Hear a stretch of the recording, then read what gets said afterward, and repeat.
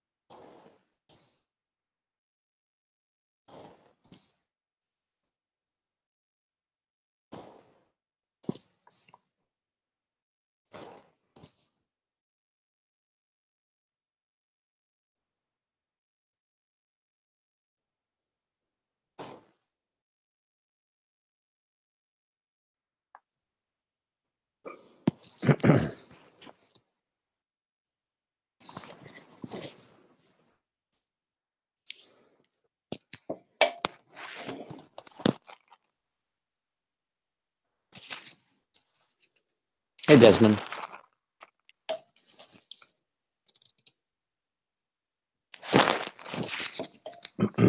Not much. Fix your microphone.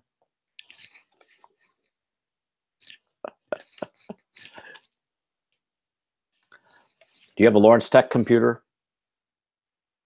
Really? Do they know what the problem is? Hey, hon. Well,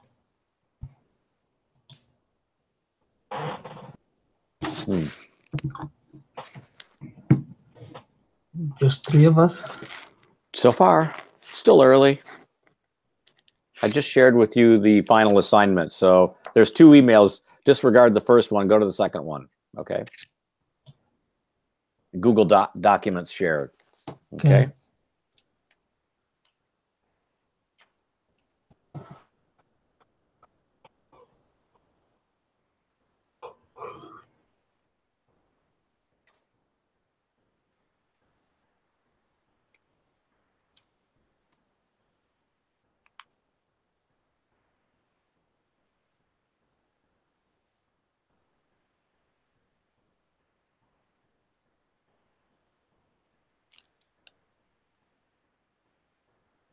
So is this studio and lab together? No, that's the first one. Disregard that. Module 4, final assignment. That's the one you need.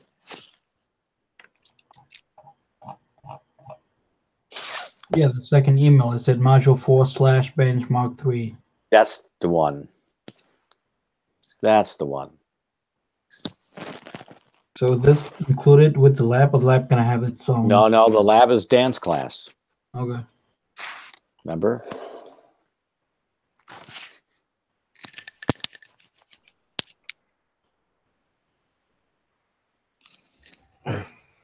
Hi, Casey.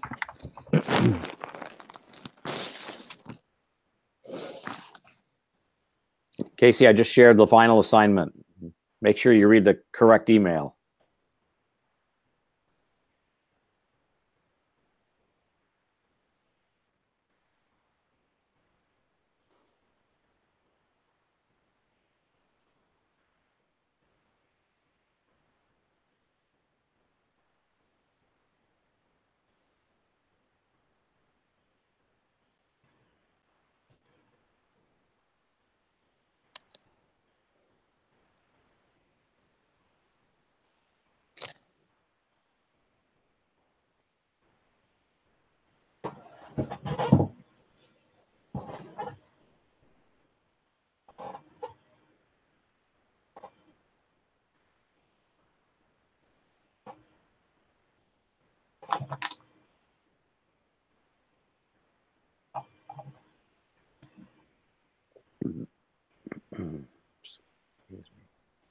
What was the date for our final?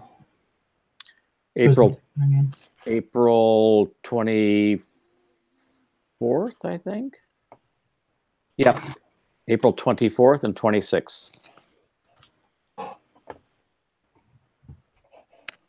Hi, Trevor. Hey, Mark, how you doing? Good. How are you? Doing well. Kind of gloomy today. Yeah, it's worse now than it was when I started this morning. Yeah.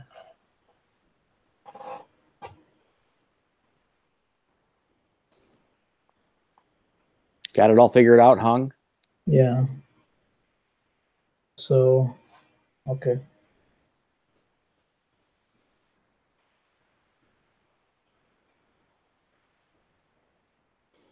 The 26th will be the last class. You what?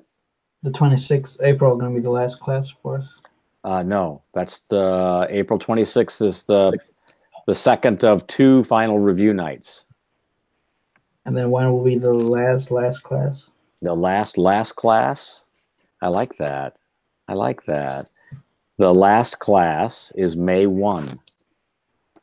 Tuesday, May 1. Dude, we just went over this on Tuesday night. There was so much information. I can't remember them all. You're not supposed to. You're just supposed to write it down. Then you don't have to remember it. That's expansion. So for those that are just waking up, I mean coming in, Hung, I just shared two emails with you. Disregard the first one. The second one is Comp Design Module 4 Final Assignment PDF. That's the statement, the 4-page document that you use for the next month. Okay. So we can go over that if you want so I would start looking at it right now.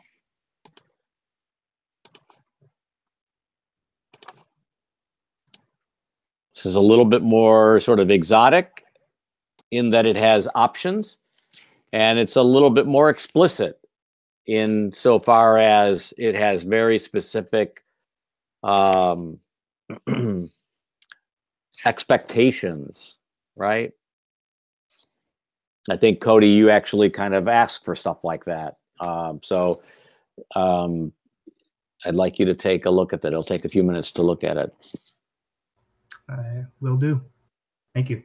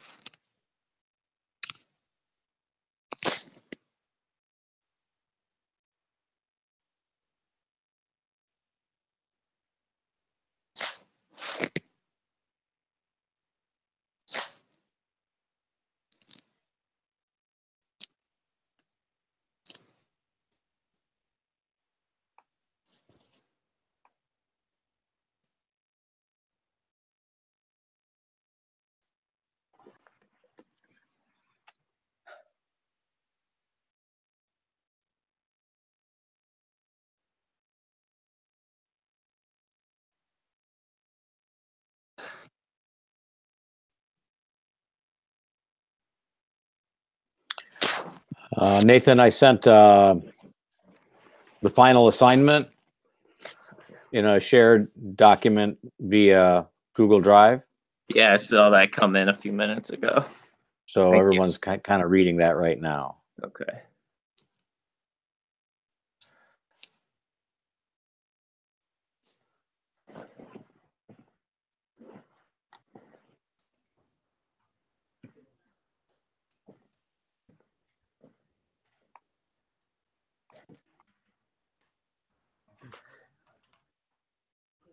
Hey, Mark. Hi, Stefan. How are you? Not too bad yourself. Good.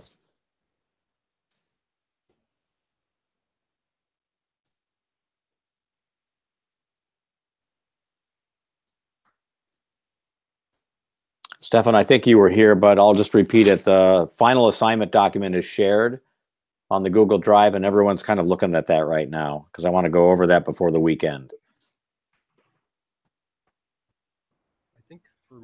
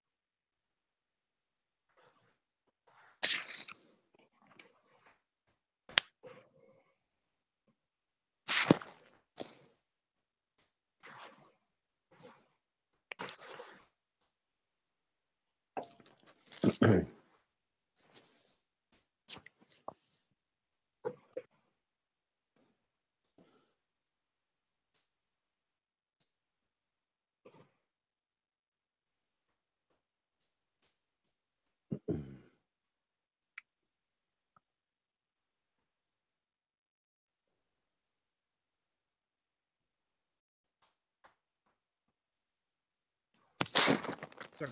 Yeah, I saw the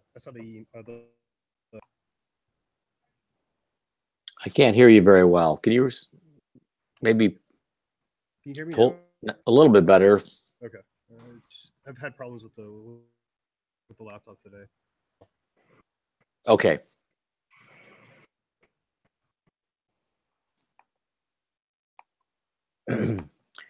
Hey, Nora, can you hear us?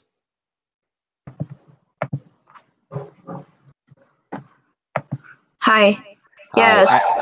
I just sent you all the final assignment, and everyone's looking at that right now. Okay. Okay.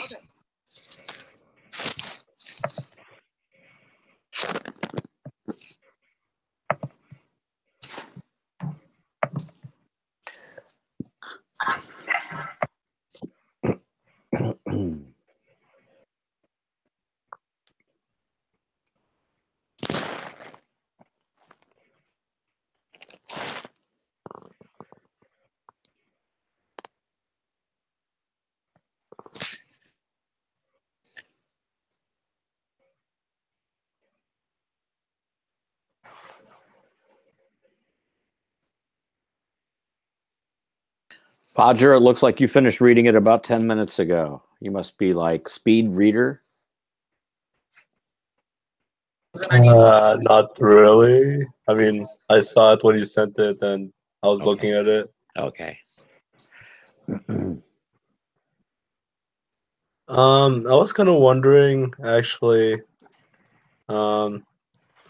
So because we have graduate and undergraduate students in certain groups, well, only two, will some of the options be divided up or what? So on the first page, there's a statement right under the sort of general remarks about structural systems. So go to the headline that says options. Yeah, that's the one I'm looking at. Yeah. So essentially, for the grad students, you must pick 2 options at least, Right. and you can pick no more than 4. So you have potentially a heavier load.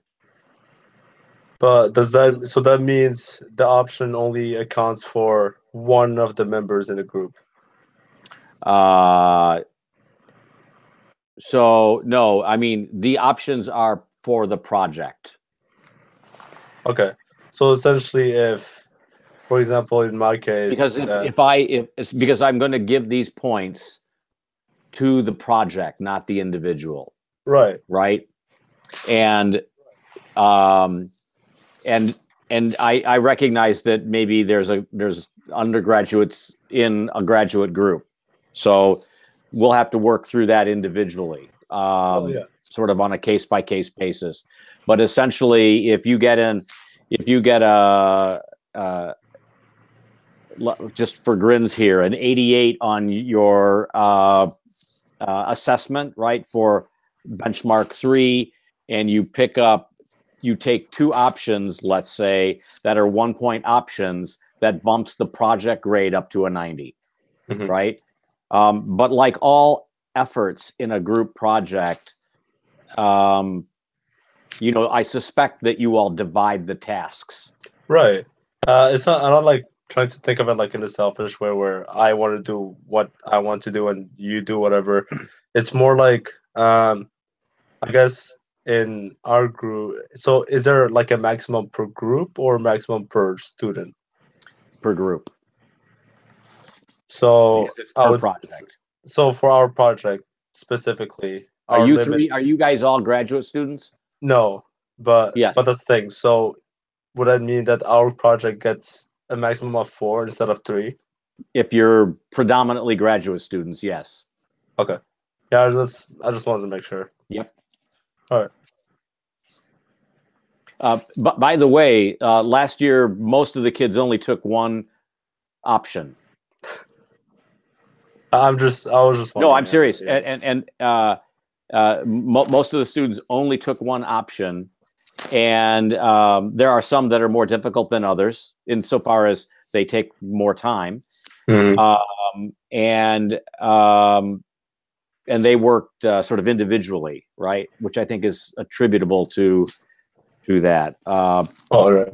So these options are almost the same as last semester, but this semester they have points assigned to them, and I've tried to sort of clarify the role of the graduate student projects versus the undergraduate student project. It's not completely seamless or flawless, but I think you get the gist of it.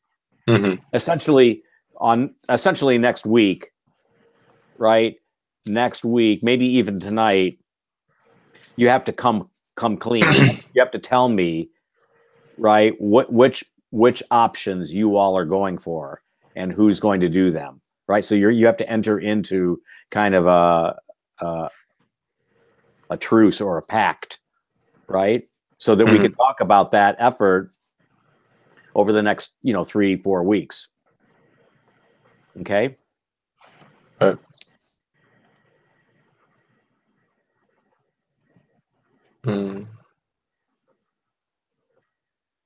As I'm looking at this, I probably shouldn't put options right where it is in this thing. I might have been better off putting it at the bottom, but I wanted you to see it straight ahead so that you looked for it within the within the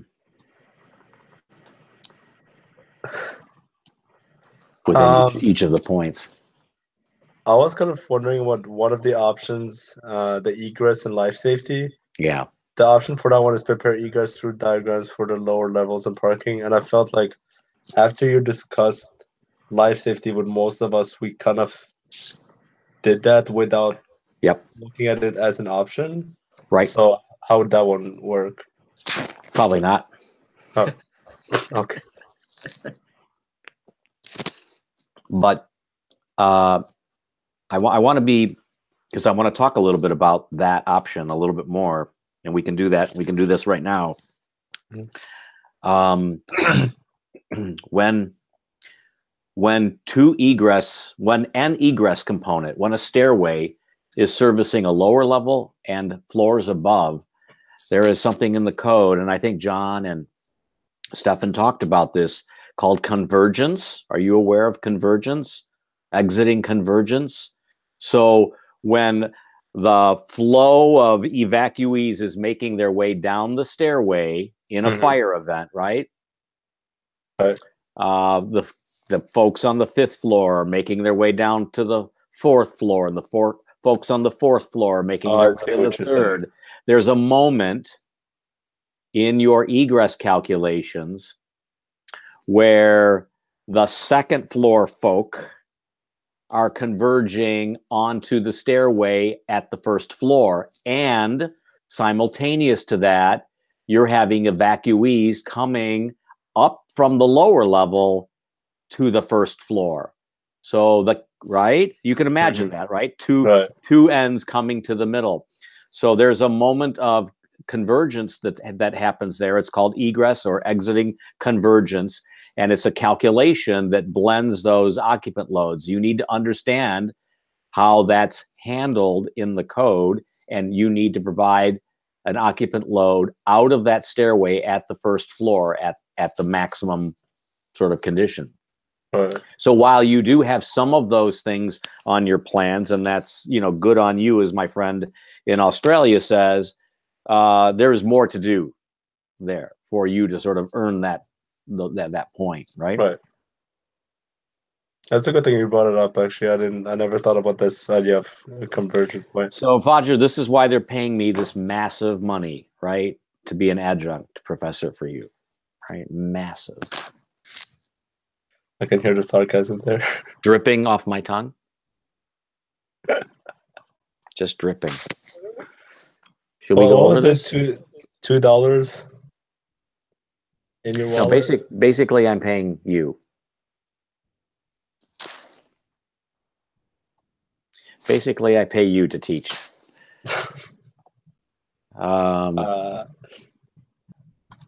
You don't see the money in your checking account, but that's about what it comes to. So, are there any other sort of questions? I mean, let's take general questions first. I'm not, going to sit here and read the thing to you, but Dasman seems to approve of the clarity of this, which I'm appreciative of. I do try to write clearly. It is not easy to write or to write clearly, but I've tried to do that.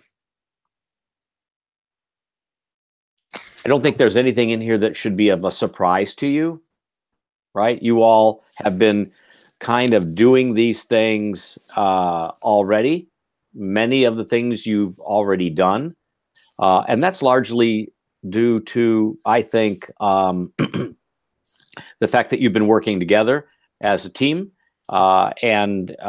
Honestly, this program brief was written in November, just before I released the final assignment. So this assignment was relational. It was relational to where my students were at that time, right? So I didn't really adjust it for this semester, but it is, I think, still fair to assume that, when you look at the basic requirements on any of the drawings, right, you got to have this stuff. So the site plan's got to have, all of those line items there. Mark, can I ask you a Yeah, question? go ahead. So only 3 options at maximum are to be selected, and then each option is like 1 point. So 3 of the 1 points. Yep. The 3 options. Okay. Well, I'm looking at, there is a 2-point option. So that would That's- be like 2 of the 3 options, then, right? No, an option is an entity that you can choose. So Yeah, that's like a denomination. You can choose the building enclosure option that has a value of 2 points. There's Oh, some 3-point options too. So if you go for Because 3 it of takes those, longer to you do get that. I see. Okay. So you're hedging your bet, Okay. right? Yeah, I can see how some of them would be worth more just because of the time intensity for some of those. Okay. So like look at F, sustainability, right? There's a 3-point option there. That can be an option that you choose, right? Mhm. And it's a nice option, right? Because it's got a lot of value, right? Yeah. But it's also something y'all have never done before. But then, of course, we're giving you the tools to do that a week from tonight, right? With Dustin coming in to lecture. So that's kind of I think an added sort of value, or that will return, I think, nicely. And remember when we're talking about these points, the points sort of aggregate over the whole semester, right? So you might get like a 77 on the first benchmark, an 84 on the second benchmark, and an 88 on the last benchmark, going up. But at this last benchmark, you can actually add more sort of points to that overall number, yes, to improve the overall point quantity for your project. Yeah, that makes good sense. Mm-hmm. Again, that's why they're paying me so much. Yeah.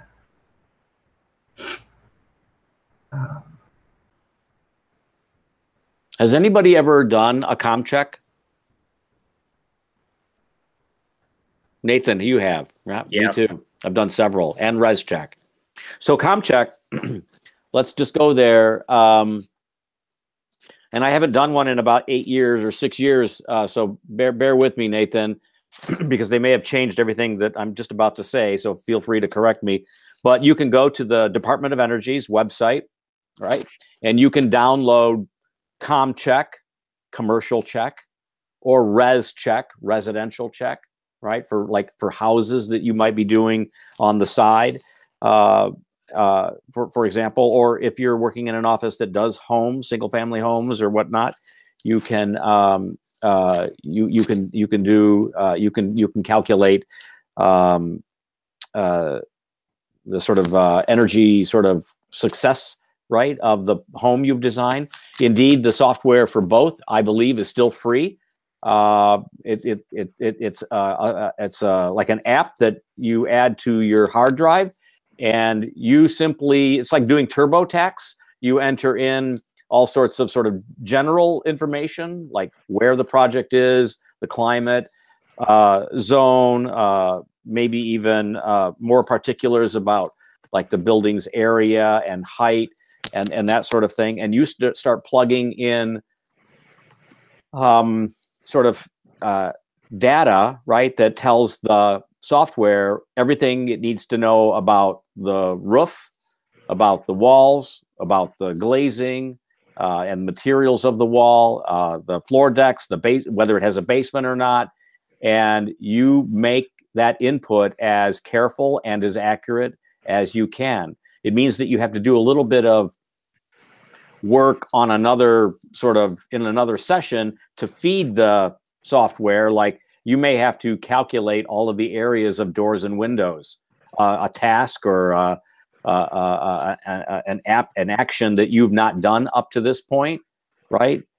So you have to, like in AutoCAD, you'd have to draw boundaries around doors and windows and add all those boundaries up to get an area that then gets plugged right into that software, right? So there's some side work that needs to happen while you're running CommCheck, but it's just sort of like TurboTax, right? You have to have all your receipts handy if you're going to claim these deductions, and you have to tally them up and enter in, you know, street addresses and the names of the charities that you may be contributing to. So you have to keep that stuff going while you're doing the software input. But it's it basically gives you sort of a thumbs up or a failure. It's about all it does. When it calculates sort of the success of your building's design, right? How is that, Nathan? Sounds about right. Good. So you get a couple of points for doing that because you'll do that in an office, right? You'll need to do that when you pull a set of construction documents together to go in for permit. The building official will require that submittal, among other things like structural calculations that your structural engineer provides. There is more to include in the CommCheck, including, for example, the MEP and lighting, which we won't do for this particular course, but your MEP consultant would contribute to the CommCheck report from that perspective, for example. So we're going to be looking at the building enclosure for CommCheck if you choose that option. All right.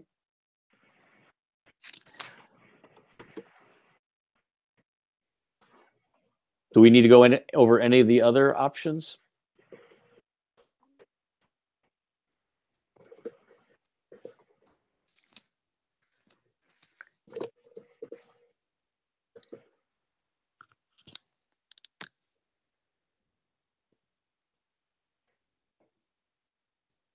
Well, the first two options, I just want to parse this out a little bit.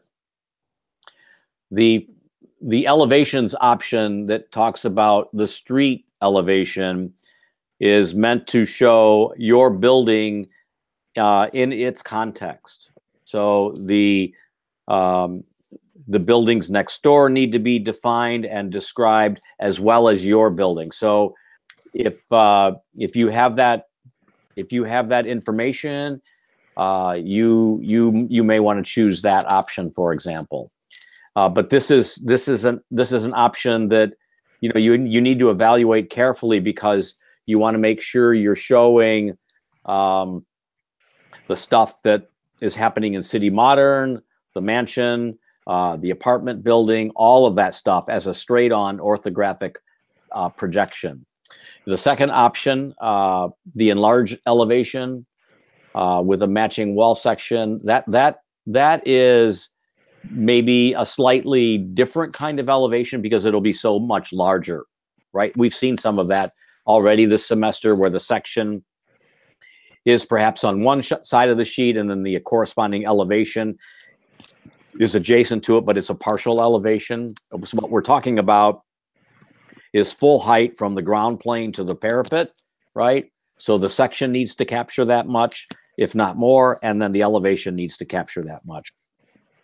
But that elevation needs to be rendered in color that shows the reflectance of metal or the texture of wood. It needs to show joints and it needs to show fasteners if fasteners are revealed and not concealed. It needs to show mullions and railings and balusters and all of that good stuff. So it needs to be drawn at a scale that is adequate to portray that kind of information. The scale that comes to my mind is something like 1 inch equals 1 foot or 3/4 of an inch equals 1 foot. That may be the way that you go about drawing that drawing, but then it has to be reduced to suit the format, right, of our class.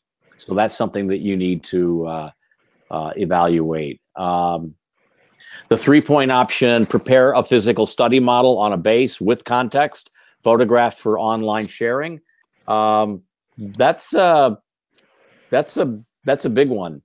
I don't tell you what scale it needs to be at. I don't tell you what material it needs to be at. You know, you could do you know, one of those laser printed cornstarch models if you wanted, and put it together, right, and put it on a cardstock base. It could be basswood, could be chipboard, it could be foam core, right? Could be cardstock that's painted, or white or whatever. But something that's probably like 30 inches or square or 36 inches square is probably what I'm talking about, right? So that you can get enough detail in the model to show the sort of subtleties of the massing and perhaps the window openings as well. So this is a big push, right? This is a big lift, and that's why it has that point value on it. These things, by the way, these options are also kind of tailored for the sort of the individual project and your own team's kind of DNA, you know. So to pick on John and Stefan for a minute, I kind of figure they'll do the energy modeling one all day long, right? They'll probably do energy modeling and ComCheck because it strikes me, geek out on that kind of stuff. And, you know, so with all due respect, Stefan, that's what I'm saying, right?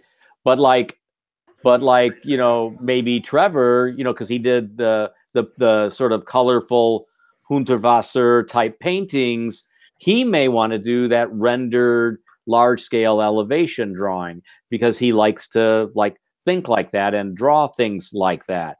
So the options are also trying to align with your own DNA, your own preferences and interests.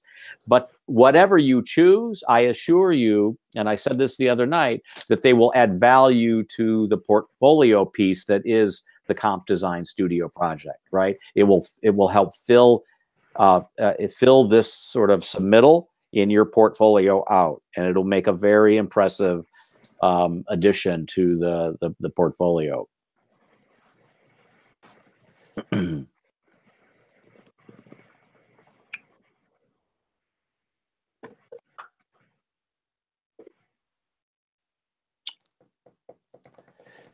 And so, I mean, and you all may have questions about fine grain, but most of you have probably already, you know, been selected for fine grain in your accomplished past. I actually have no idea what fine grain is. I've never seen it. I've never been to it. I've had to nominate my students for it, and I never know who wins or who doesn't. So you guys may have to teach me a thing or two about fine grain, but currently, as I understand it, someone prints some boards for the nominee. The nominee prints 4 boards that are 20 inches by 20 inches, and they're hung in some room or hallway that the tweed blazer wearing faculty watch and look at when they walk through the hall to evaluate, right, the best projects that are representative of fine grain. I'm not picking on fine grain. I just have no idea what this process is like because they do it during the day and I can't ever participate.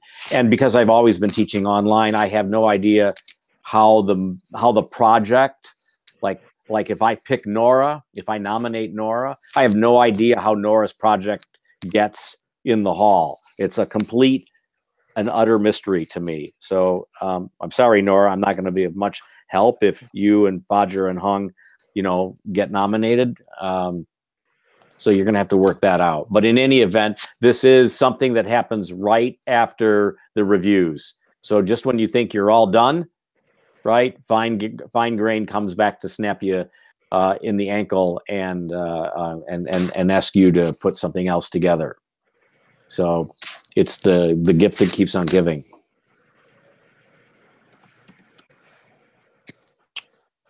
Okay. No questions?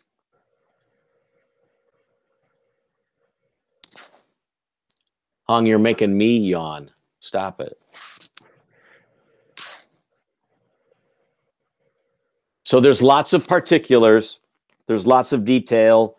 There's annotations that say you need to have north arrows and scales, right? I mean, it's very, very detailed because I want you to be comprehensive in your thinking. I want you to be thorough in your execution.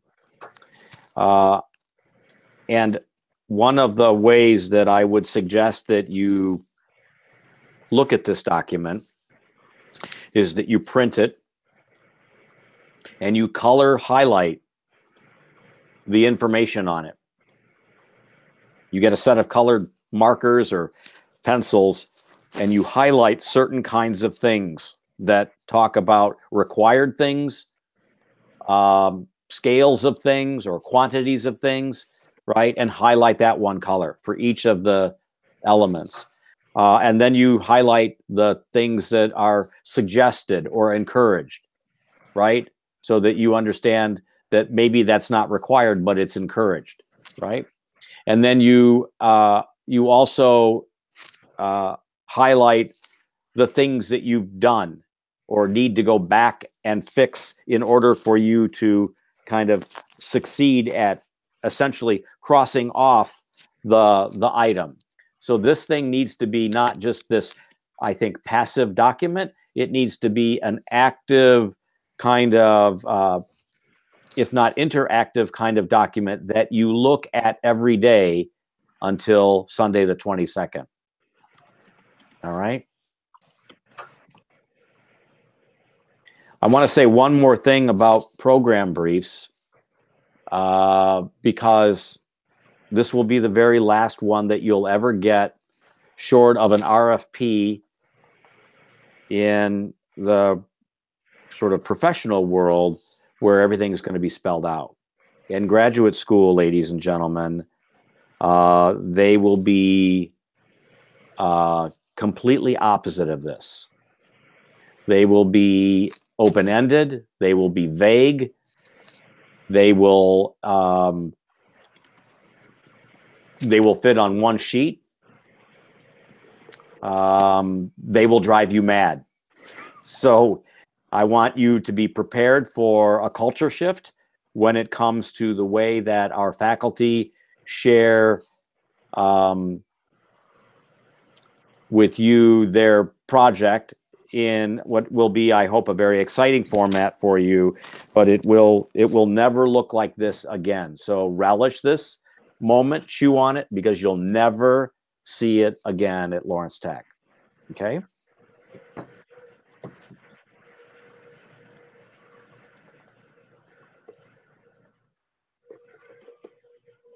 Okay. I'm ready to close that if you guys are done.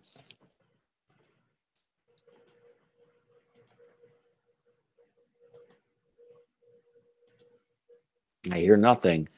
So in a moment of haste on Sunday, I sent out individual time slots for the sign-up list, and I realized that I should not have done it that way. So can I ask you guys to sort of pair up, right, for our conversations tonight so that we can talk to groups and not individuals? And I'm sure you're comfortable doing that. So who wants to go first? Doesn't even look like you all signed up, so it looks like we have 3 teams that are prepared to talk tonight, but there are 7 in the class. So you have that document. You guys need to fill it in. And we can start with Nora, Hung, and Fajr if you guys are ready. Why not, right? Pretty much. Cool. So I'll start with that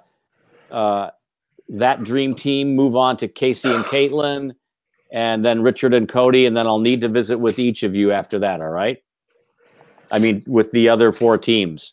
Because I just want to touch base with you guys right now to get your impressions of this next lift and the kinds of options you're thinking of, and what you feel you're going to be doing next? What do you feel like you're missing based on this this most recent benchmark? And what do you need to do right now over this weekend to be in sync? Right? I think there's only a couple of teams that are completely in sync right now. The majority of you are just a little bit behind in small or certain specific areas.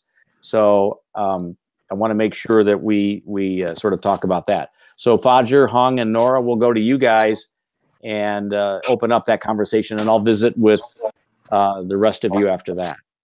Okay. And then Dan will be here around 8:45. All right? Okay. Cool. All right, you guys, you've had a chance to look at the program brief. I'll let you sort of maybe talk not so much about that right now, but maybe in terms of the critique that you had the other day and what I shared with you in writing. What kinds of things do you feel like you are maybe a little bit behind in, and that you're working on right now, or maybe need help in resolving now, so that you can be in sync as you move into this weekend and the next like 30-day push? Well, we're as far as this building enclosure for myself, I'm looking at doing the wall sections and details, just to show that connection of the windowsill, the connection of how we're doing the insulation and all the fire barrier, the ventilation and all that. So that's on my end, and kind of getting the bioclimatic to another level with some of the stuff that I discussed with Professor Farrow. Good. So I want to make sure that when you guys are talking about wall sections and and the things that you're alluding to, the things that you're citing and mentioning here are all good, but I want to make sure that you use the wall section as an opportunity to illustrate how the wall as a vertical thing is tied back to structure, right? Okay. Whether it's beams that are running in the along the edge of the outside wall, floor slabs, whether architecture sits on the slab, or whether the wall itself slips past the slab. The way that the wall is attached to the building is something that is really the most important thing that you can be illustrating there. That's the first thing. The second thing is, it's important to understand in a wall, especially as it's meeting various floors, you know, lower floor, uppermost floor, and so on, that the insulation needs to be continuous. Now, you are all saying, well, yeah, that makes sense, right? It's got to be continuous all the way up and down the outside wall. But a continuous wall section, a continuous insulation strategy for a building means that the insulation goes up the outside, you know, wall, the outside of the sheathing. It goes up to the top of the parapet. It runs laterally on the parapet, and then back down the parapet, and then across the roof. Right. Actually, we just discussed that in construction systems with Eric. Beautiful, So, beautiful. Because the parapet just can't be hanging out there in the breeze, like, you know, sucking in all that cold, moist air and letting it run down and through the roof plane. So parapets tend to have to be fatter to allow for that continuous insulation. So this is another very important sort of component. The next thing, talking about insulation, is that some of you, particularly you guys, kind of ratcheted up the structural sort of frame, right? And you want to make sure that you're specifying insulation, including building enclosure materials, exterior materials that are consistent with the values in the table of whatever that table is, 506, right? For the whether those materials, the insulation or the exterior materials, need to be fire rated or not. So if the exterior wall, for instance, has a 0-hour wall rating, which is really groovy, right? Then you can do things like bad insulation. But if it has a fire resistant rating, then you need to do some research on what that insulation is, right? And specify and illustrate, right? Specify not only like insulation, but like what kind of insulation, how thick it is in the wall section, what its R value is as a component within that assembly. So this is another important thing. So it's not just drawing the wall section, not just drawing the floor to floors, not just drawing the way it connects back to the frame. It's building the wall as an assembly that achieves you know, a minimally code conforming assembly in terms of U factor. It has continuous insulation and so forth. And the final thing is that, and we've not talked in much detail about this, and I suspect that you all know this, but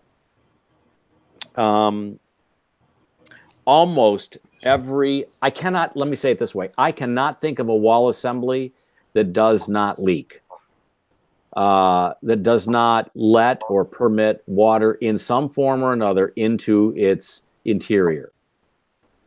And so I'm just gonna like pick on one of you guys, and you're gonna say, oh well, brick doesn't leak. A brick is really thick, right? It's got mortar, and it's, you know, it's of the earth. It repels the water. There's no plus, you know, there's just no way the brick is gonna like let that water in. So if you ever look at like Joe Listerbic, he'll show the little YouTube video where he'll hold a garden hose against a brick wall, and in less than 10 minutes, that entire brick wall is not only saturated, but the backside has water running down it, right? So this is why there are rain screens in masonry. This is why there are rain screens in metal wall panel assemblies. This is why there's rain screens in hardy plank and in Oco skin. It's not if water gets behind the exterior weather condition, it's when, and then how do you drain it out? So the way that you are proposing the drainage plane to behave and operate is also something that you need to be delineating, okay? Finally, I think it's important that you go back and look at the materials I shared with you at the beginning of the semester, particularly two sort of capable projects that are in the folder for you to look at that are examples of this project from last semester, right? So if you haven't looked at them lately, I encourage you to do that. Yeah, we've been using them as a guideline. Yeah, good baseline, right? Super. Okay. So I'm saying that to you guys right now. I'm sort of also broadcasting it to all of y'all, but I do feel like what you gave me, Nora, is what I needed to sort of get off my back. I wanted to make sure that you looked at it that way, right? Right. I think for you guys, I also would like, for you guys specifically, I would like to see you guys kind of ratchet up the quality of the graphics, not just to make things pretty or prettier, but to make them consistent, to make them uniform, so that it looks like one office did them, not three different offices working together. That's one thing that I'm kind of maybe picking on with you guys. And it's really hard for like three people to do that. I appreciate that, but it's going to be really important training for you as you embark on your next team project, which is probably like an 8-team or a 7-person team effort in critical practice in just 5 weeks, right? You said 8. Wait, how many people? Yeah, you'll probably have like 7 or 8 on a team. What? Are you kidding? Why would I make this up? I don't know. It just sounds impossible. Yeah, it does. The class is impossible. Nathan, help me here. Yeah, it's very extensive. You're scoring high points tonight, Nathan. Backing me up every step of the way. Just when Nora thought I went from sane to preposterous, right? You're there to catch me. It's a heck of a class. Can't wait. A lot of friends. Can't wait. I'm gonna have a great summer then. Yeah. That's being sarcastic. No. I'm going to have a great summer because I get to meet you this summer.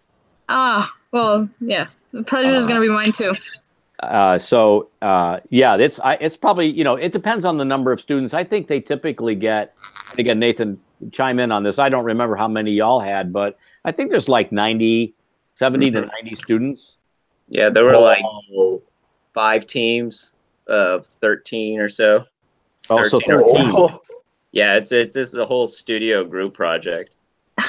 Oh my Wow. god. Yeah, it breaks down. You're all next to each other. You have assignments. You kind of get grouped together with what you're good at because it's a graphical, physical, and digital setup. Depending on, at least for us, we had a bunch of model builders and material builders, and then graphical representations of all that. Mhm. So it's not just people from LTU? Yeah, I mean it's all LTU, yeah, it's but all they're from graduates. all over.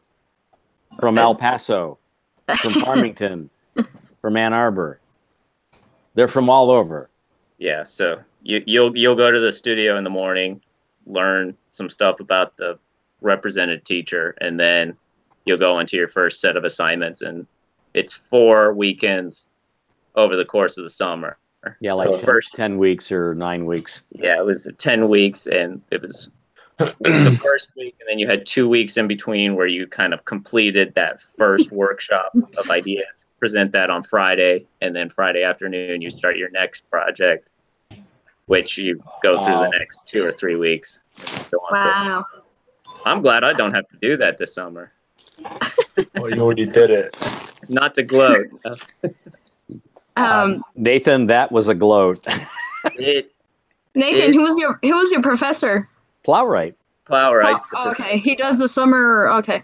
Yeah, he kind of heads it up with the main architect, and then they have new young firm people representing younger firms that will be your studio leads, and they'll kind of direct you based on their preference of how to interpret the project. Okay. So everyone will be a little unique per their class, just based on the studio leads. All right. Well, that was spot on. Yeah, Thank it you. is a dry campus, so just take that for what it's worth. Dry in quote marks, I think. Oh well. Another thing I want to talk with you about is you made a comment about our presentation is not really arranged in the right way. Yeah. So we kind of rearranged those. So- Or you can show Mark, just get a feedback of the new arrangement. Oh, like the presentation Yeah. organization. Yeah, mhm. that was like definitely something we addressed right away because we felt like that was something that we could have got together and work on, and I feel We like purged- it's something that's yeah. an easy fix. Can you share that new? Sure. Just bear in mind, right, that there's going to be new information in this deck, Yeah, right? yeah, This right. slide deck. Placeholder and stuff. Yep. Yeah. At Let the me same go time, ahead. like whatever we got rid of kind of will open up space for stuff that we can actually talk about. Good. hmm So who's going to share that? I'll go ahead and share it. I'm getting to it. Give me a second. Is there a amount of page number that you like looking forward to? As long as you can talk about every page, I think. That No, helps with the I project. have said that you don't need to talk about every page. I've said that Well, you then can it makes show sense. but you don't have to talk about it. like pages that might be like if you guys decided to build a model and photograph it, you could have 10 pages just of the model, and you don't have to say anything. Mhm. So we kind of went back, and we still have our first page, title page. Mhm. We did it's still the site analysis page. We're looking at adding Or changing up that or page. changing this information. Mhm. Let's see. On the section of the bioclimatic, I know that Professor Farrow had mentioned something of that photo, what is it? The chart that Psychometric. psychromatic chart. So I'm looking at adding that. Okay. So, and changing some of the information there. But see, like right now, you're deep into the science of the building. Right. And what I'm saying, and I'm not saying that's wrong. I was actually intrigued with that. But like right now, I have no idea what the building looks like.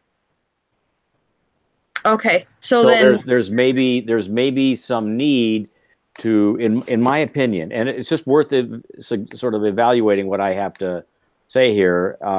You might want to just give us what, like a teaser, like maybe the first plate is a light ghosted image of what the final rendering looks like, so that at least we have a gestalt, right? A physical impression of the whole image in its context in our mind, so that when we see it again, it all starts to like circle back and feed itself.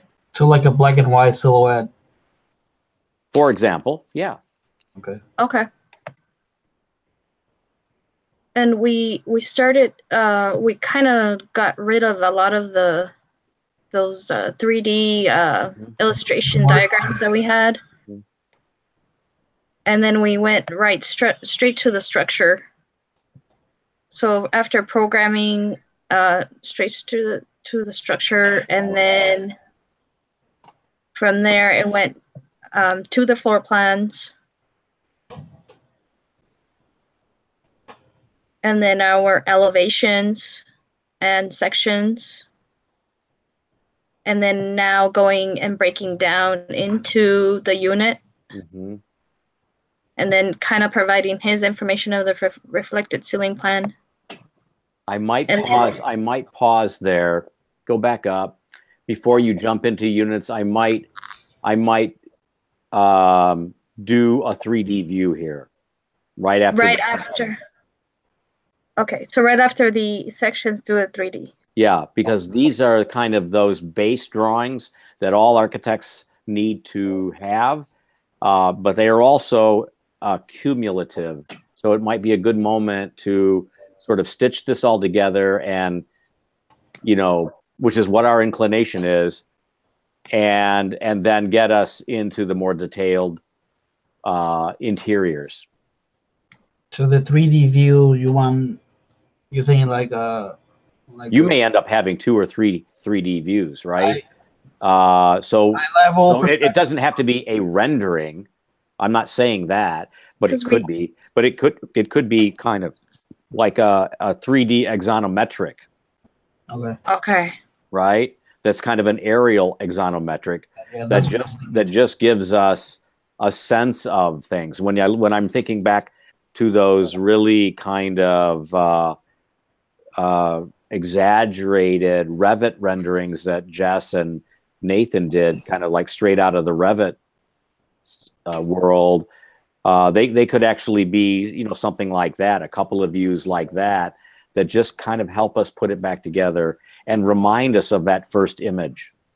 I see. Okay, just a connection of how it's being seen as a front view, and then as a as an angle. Yep. All right. And that may make you say, before you go into the units, you may do some of those exterior renderings, if you can you take the elevator down a little bit more here, if you can. Yeah, keep going down. So like that rendering and the one on the right, because those are sort of like blurring the edges between inside and outside, and then you can go inside with some of these spaces. I personally don't think that these need to be full page renderings. I think some of these interior renderings can fit 2 per page, for example. Okay. Go, keep taking the elevator down. Did you say also add people? Oh yeah. Oh yeah, yeah, yeah. And then I might leave that rendering for last. The money shot. Yeah, money shots are usually last. And then you can go into the unit plans, right? So maybe after these 2 interior renderings, the unit plans that you guys have done could go in there. Okay. After the unit plan, we jumping into the reflected ceiling plan. Show HVAC for the unit. Yep. And then HVAC for the whole building. Yep. Then we go into water plumbing. Yep. Fire sprinkle. Fire sprinkle will be in the HVAC. Agreed. Anyway. But then it goes to water plumbing, the water system. Excuse me. And after that, could be renewable energy, the PV panel, stuff like that. Yes, sir. And what was the last one? Let me go through it. Your building enclosure. We have so it's a structure. Oh yeah, building enclosure. Yes. Yeah. You'll see the materials and then the building envelope and enclosure, and then it goes a little bit into the building wall section and some of the glazing information. And then this is where we would have our air filter system and parking, overall HVAC and sprinkler system. And then it goes to an HVAC, and then the water and plumbing, and renewable energy. And I guess after that, it would be the last rendering, because we're going to...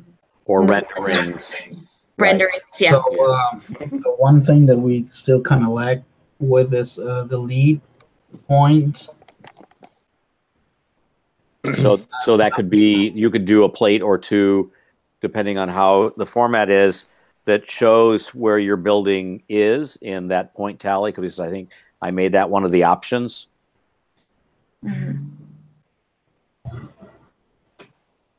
And where do you think it should go? Like probably after the renewable energy.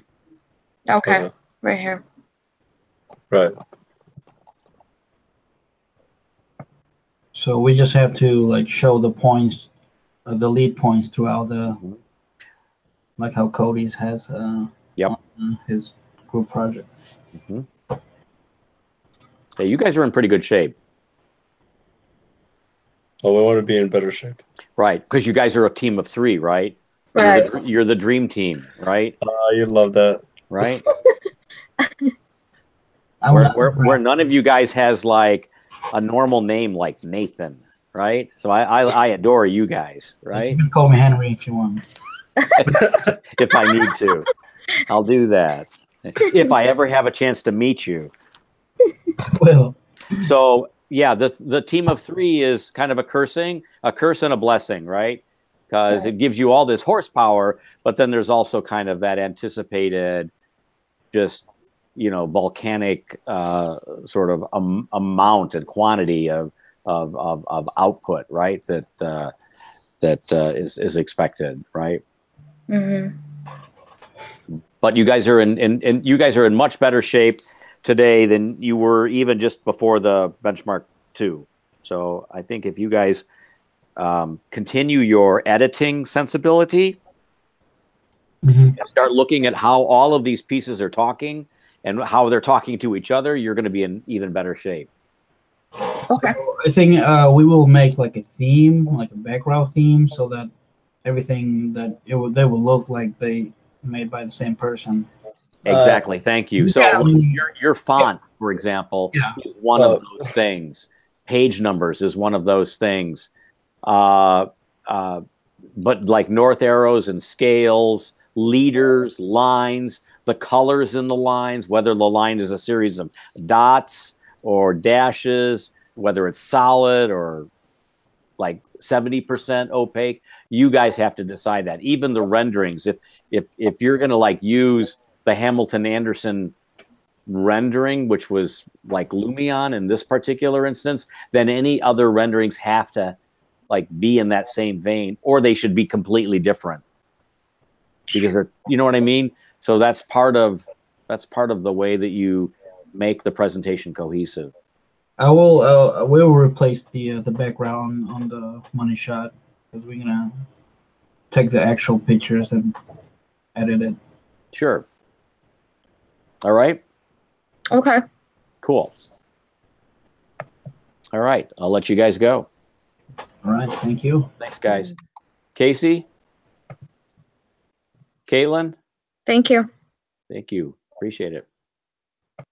Are you guys there, Casey? Yep, I am here. Yeah. Caitlin's here. I don't see you. I saw you earlier, Casey. Oh, I was like, what do you mean you don't see me? I didn't realize my webcam was off. And I see Caitlin too. Okay. So any questions about the brief? No, thank Any thoughts about what options you would be leaning toward?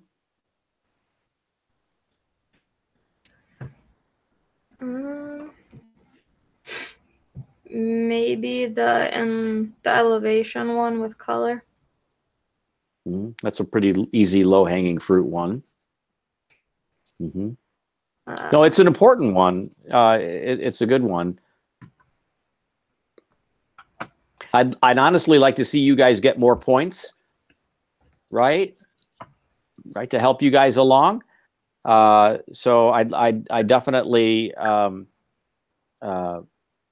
see the options as helping you guys. So like doing the energy modeling one would be a really good one, whether it's the ComCheck or the sort of Revit energy modeling one. So I hope you guys have some, you know, fortitude to do that, right?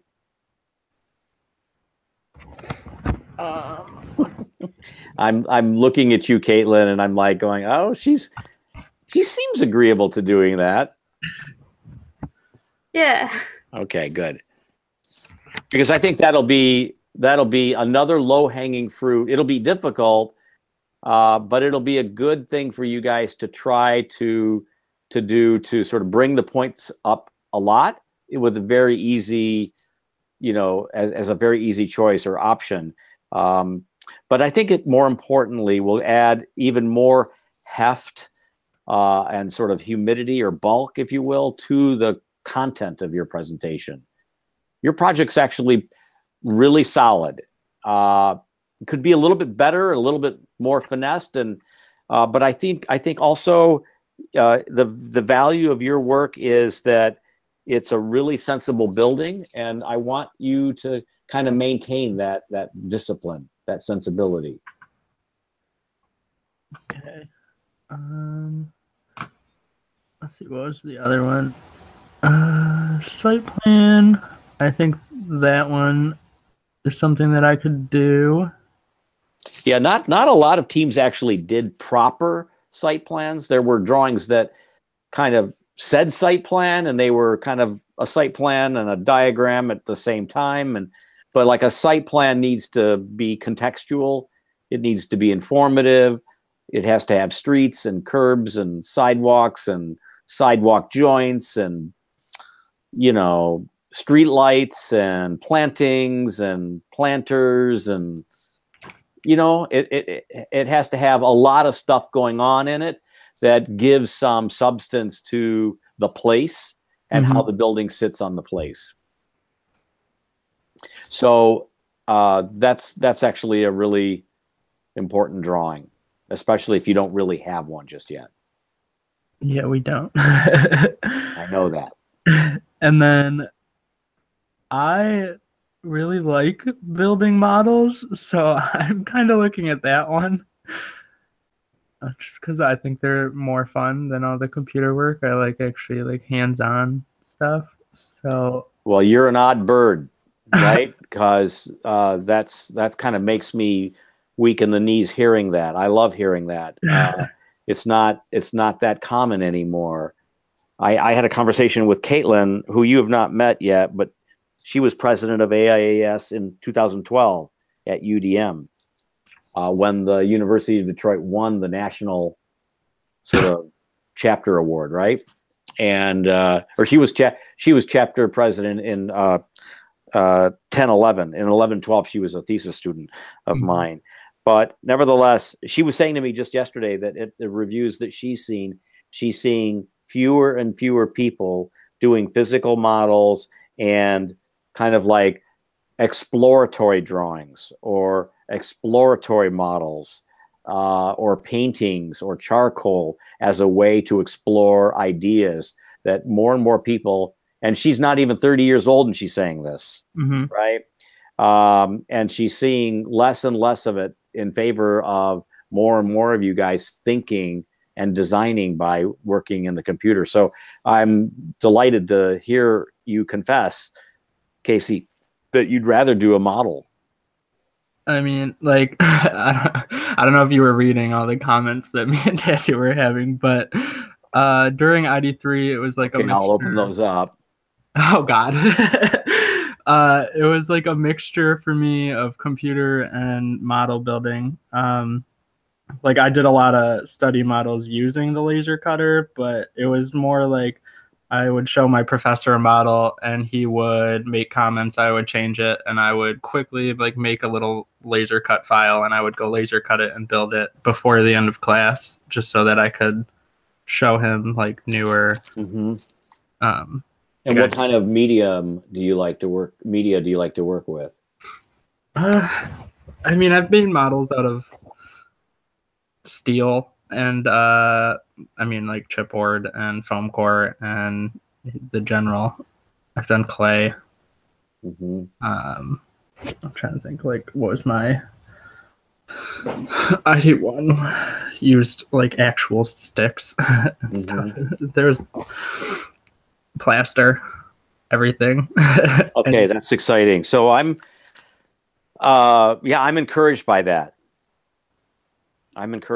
So I want to encourage you guys to consider that one. Okay. And then I don't know.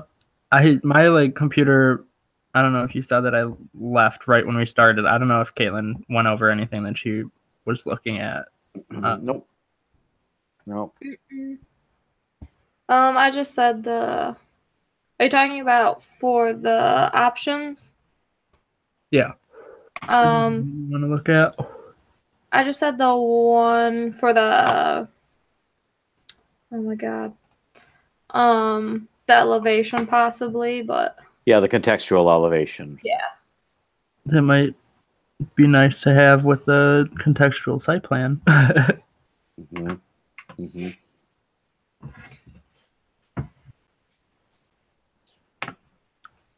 Yeah. Okay. I'm like trying to find that one. It's towards the top, I believe. Yeah, I see it. I found it. And then obviously, besides the options, I think just like cleaning everything up and making it look more cohesive.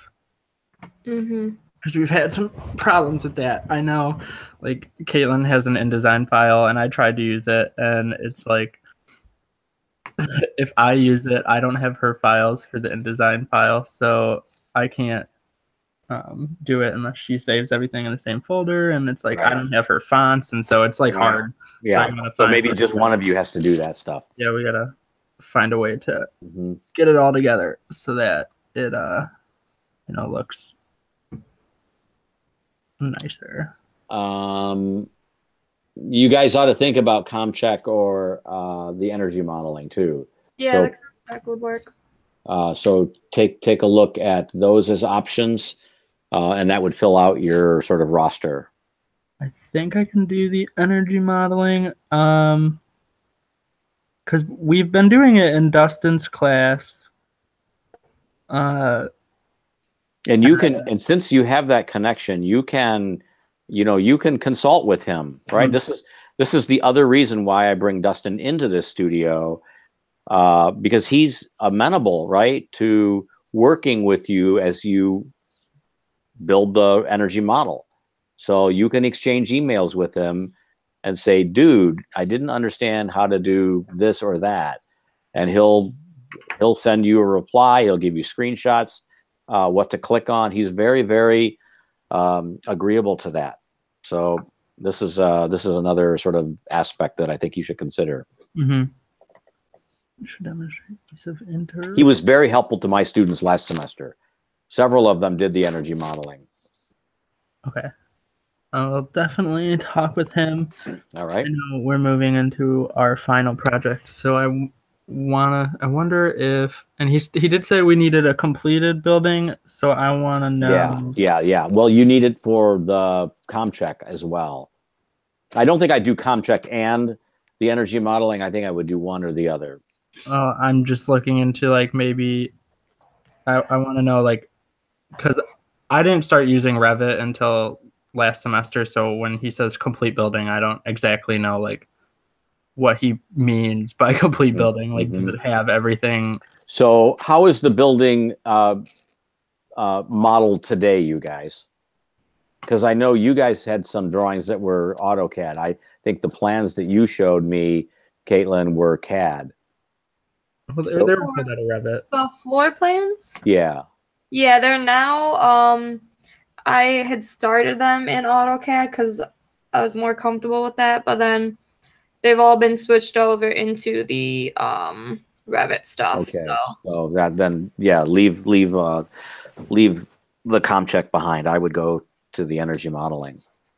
So I mean, like all the walls are there and all the windows are in, and I don't know, like if that is complete. But I think if I talk to him about that, yeah, you just put him down this week or next.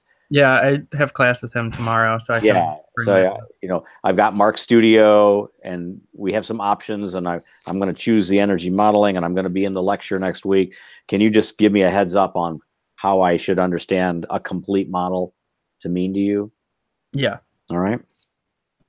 I did have one question because I was looking into those enclosure systems that Betsy had said, and I was wondering what the difference between like glass fiber reinforced cement or concrete and then just reinforced or fiber reinforced concrete would be.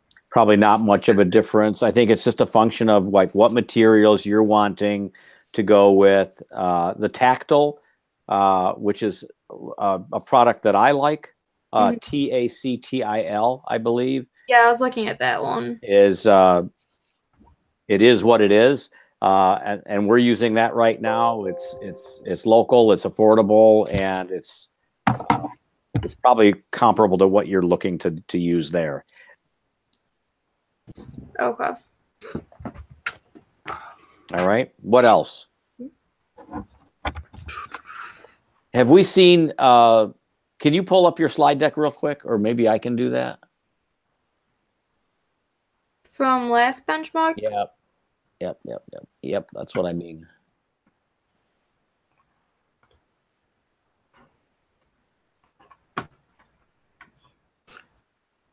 I'm in the wrong folder. Hold on a second. I think I can look it over. Nope, that's 2017. Why doesn't it put things in alphabetical order? If you go, Jesus, it's always to comp design 2018, I guess. Part 2. Okay, I opened it up. I got it. Oh wait, no. This is module 2.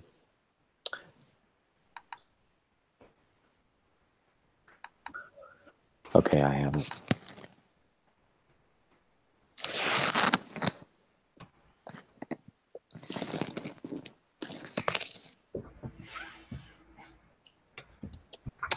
Okay, so the renderings are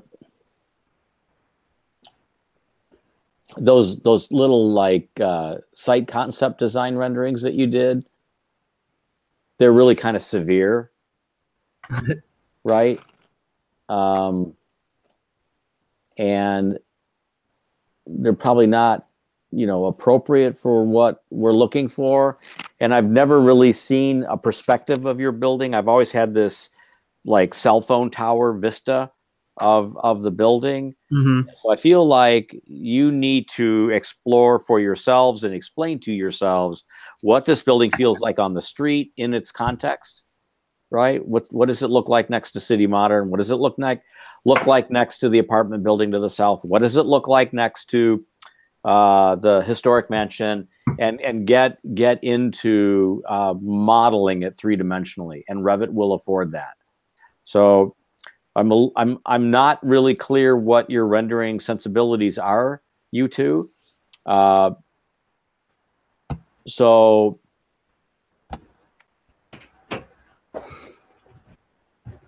I guess you can say, oh, don't worry, Mark, I'm the top renderer in the class. Or you can say, you have reason to be concerned because I don't like doing renderings. And then Casey says, well, I only like to do models. And then we have to figure out how do we actually get you guys to do renderings that are going to look really awesome in your portfolios. Yeah. Well, Caitlin. Yeah. I hope you're decent at renderings because so I think he's relying. scared. I could enjoy do rendering, so. like abstract renderings. It's not So- it's closer to photo realism. What I want to get to is, you know, 1 or 2 money shots, Mhm. right, that you're going to be really, really proud of, and that are really compatible with the architecture, and in terms of the design, but also compatible with the site. So it's kind of hard to sort of know what your sensibilities are because I haven't seen that yet. So the sooner you can get into that too, that'll help. You guys really want to start thinking like, you know, Nora's and Hung's and Fodger's team, and start like knowing what each plate is going to have on it, what it's going to, how many plates there are, where are plates that need to be inserted, what are plates that need to be extracted, because today is the last night of class in March, and you really only have 22 more days after Sunday, after Saturday. That's only 3 weeks. So there's still a lot to do. There's still a good bit of time, but there's not a lot of time. There's not like a luxury of time. So you're going to have to make the most of the time that you have. I'm a little concerned about you guys, but I'm also hoping that you appreciate the clarity of your design and the straightforwardness of your design, which I think is its virtue, and continue to build on that essence of straightforwardness. So continue with straightforward thinking, straightforward solutions to the wall sections, for example, straightforward solutions to the rendering and the 3D model, so that you can hit all of the deadlines that you have ahead of you. Okay? Yep. Mm-hmm. I'm not freaking out about you two because you're in a good place, but I also think there's still a lot of unknowns in terms of what I don't know about you, that you may just say, oh, Pashal, we got this lick, we can do this. Or you might be, you know, chain smoking on a ledge because you're nervous about hitting the work that's ahead of you. So try to bundle up a package for us next week so that we know what the holes are, and we know exactly what you're going to do for options and for some of these sort of open-ended questions that we've talked about. And I think we'll be ready to hit the ground. Okie dokie. Alrighty. Yep. Thanks, guys. Yeah. Uh-huh. Okay, so we'll go to Richard and Cody.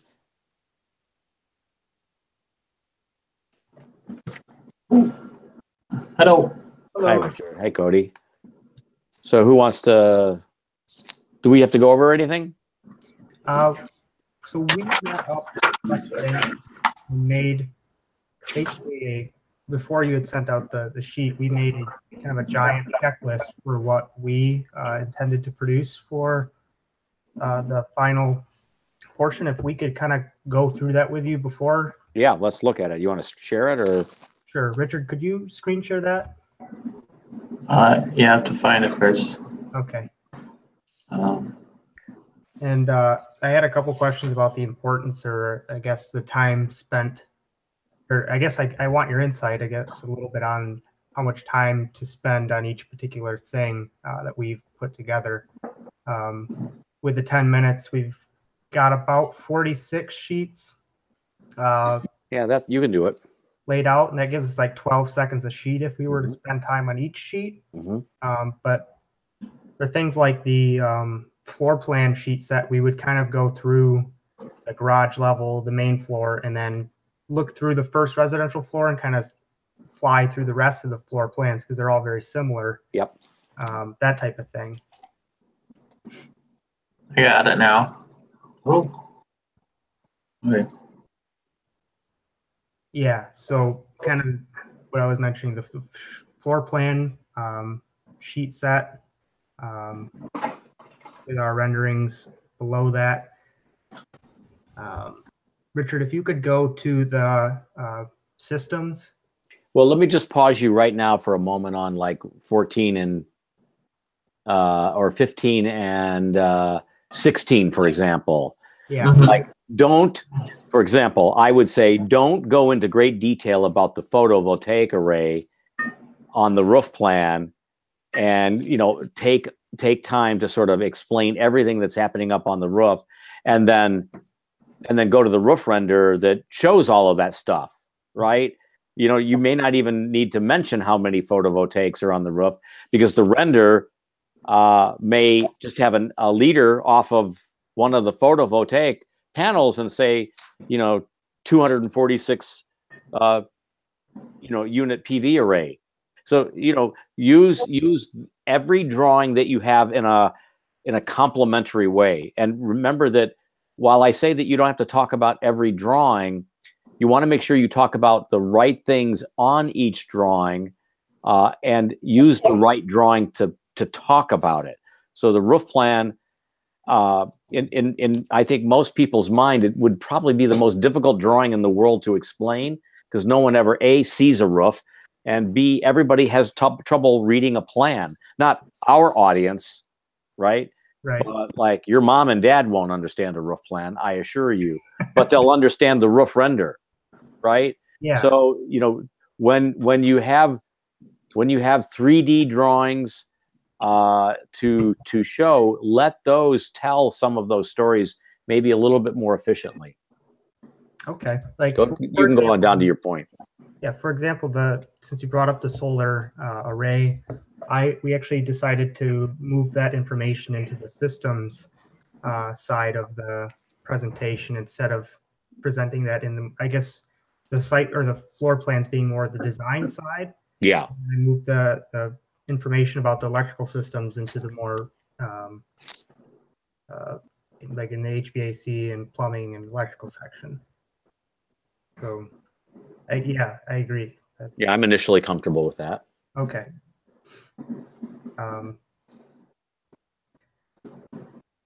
So should it go down?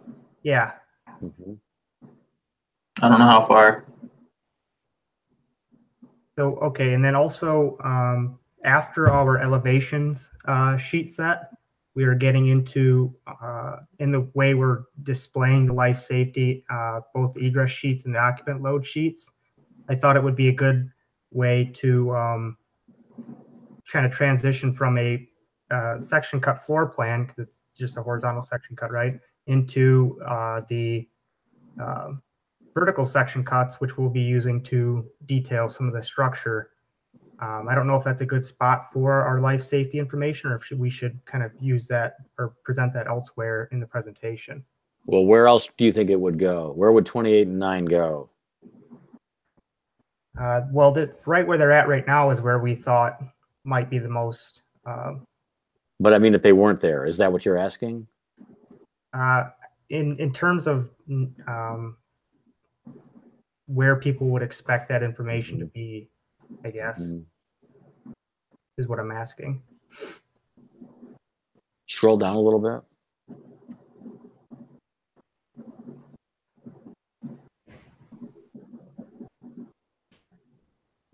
Back up. To the top. Mm-hmm.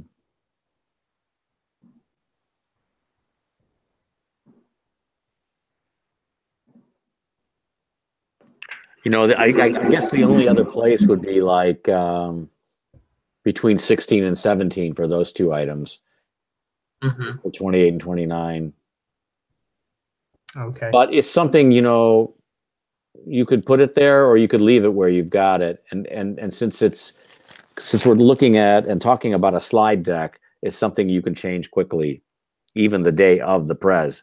So let's revisit this question when you have, you know, everything laid out.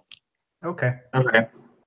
Yeah, part of our idea was that we're starting like very broadly, and then as you progress through, it gets into the details. Mm-hmm. So we were thinking that like life safety, occupant loads, and things like that are a little bit more detailed, if you will, than like elevation. Yeah. And things like that. So that's also why I kind of like it maybe up a little bit. And the other point is, and I was saying this to Hong and Fodgers and Nora's team, is the idea of creating, like, you know, when you go to a restaurant and you get like a little, it's called intermezzo, right? When they give you a little dollop of like sherbet between like a salad course and the main course, it's to cleanse your palate, right? It's a little intermezzo. It's a little break. mm-hmm. And so sometimes since you guys have so many renders, right? One possibility is that you use like theme breaks or page breaks in your presentation just to build up the sort of anticipation or the excitement about the project with like a page break that has a rendering on it.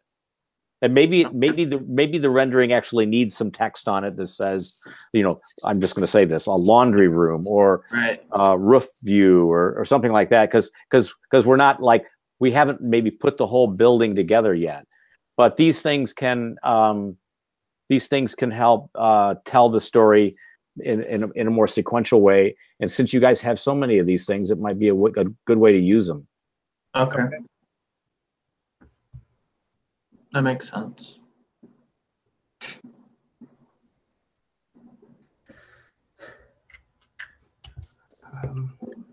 There really isn't anything else right now that we had hesitated about yet. Is there anything here or on the program brief that is different or that you're concerned that you're missing? I can't see anything. I didn't have any further questions about the program brief either. Yeah, I kind of went through and read and was checking off things, so we're pretty good, I think. Are you still gonna play the video? Yeah, I was gonna do a little bit more, probably a little bit longer. Just so, I mean, yeah, we'll do a video. All right. Yeah, so that kind of eats into your time as well, but doesn't necessarily have to be longer. It could just be maybe more smart in the editing, for example. Right. Yeah. I wanted to do more details than just one area. If that makes any sense. Yeah. Can you take me to the bottom of the page again? Yeah.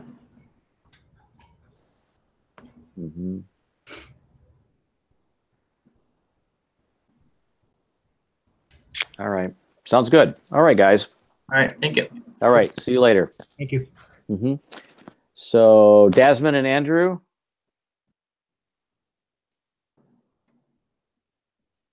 Is Andrew here tonight? I don't think I see. Want me to come back, Desmond? I think Alec and I are willing to go and jump ahead if they actually planned on going at the time they signed up for. Okay, so I'll click on you. We can be. I'll come back to you then. I think we can have a pretty brief discussion. Sure. I was hoping, if it's all right with you, Alec and I could quickly break away and then come back for Professor Farrow, and then just have a little bit of conference time between the two of us. Sure.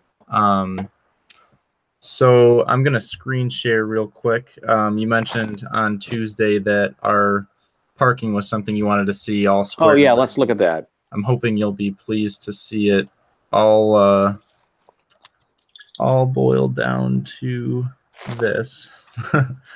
So currently it's looking like 51 spaces, with only one of them having to become a compact space and 3 handicaps all underground. Let me just stare at this for a minute. Sure.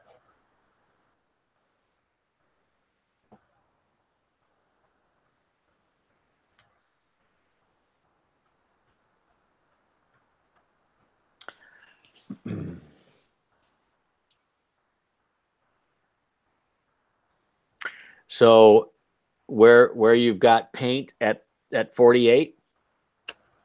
48. Right here? Yeah. You know the paint line where you've got there. You want to paint around the column. So grab the column. Right. This is just line work. Yeah. I'll dazzle it up for you. Yeah. So that's good. Go back out a little bit.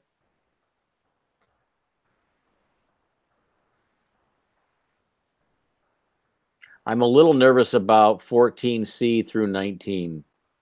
Through 19? Okay.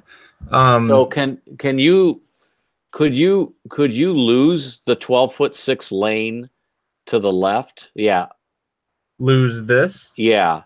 And move 14C and 19, 20, and 21. And I don't know how this is going to work, but could you just slide those left and make the other 12'6" lane 25 feet wide? I tried that, but the problem is with these 2 columns. Yeah, there's no way for us, and we'll lose a couple of those spots anyway. Like you wouldn't even be able to turn. Well, so what's the distance between the paint at 29 and the column? I can't read the column bubble. 04. 04 and 29. The distance right here? Yeah. This whole drive lane is a 12'6". No, I know that, but from the right dimension of the paint at 29 to the column line, what's that dimension?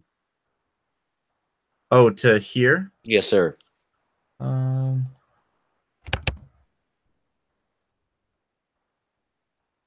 gonna be 17.7. Mm-hmm.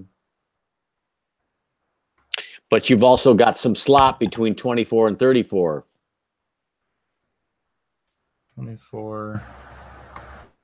You've got 2 or 3 feet of, like, if you can look at my hand, your parking row is doing this. What if it just rotated right? It would give you more dimension. You don't have any columns between 24 and 37. So I would put all of those spaces to the wall to free up more dimension in your 12'6". Because it looks like you've almost got 20 foot, 2.5 at the top, where it's the most pinched. What I'm saying is, instead of parking between 14C and 19 in its own drive lane, is let them park from that lane. Okay, so these can all like hug this wall. Mm-hmm. And then that decompresses this area. Yeah, and you just flip 14 through 19 so that you enter them from the right-hand 12'6" drive aisle, the new expanded one, the decompressed aisle. Well, wouldn't these columns still get in the way then? Well, I think if you try it, I think the only one that's a problem is probably 17 and 18. You might lose space 14C.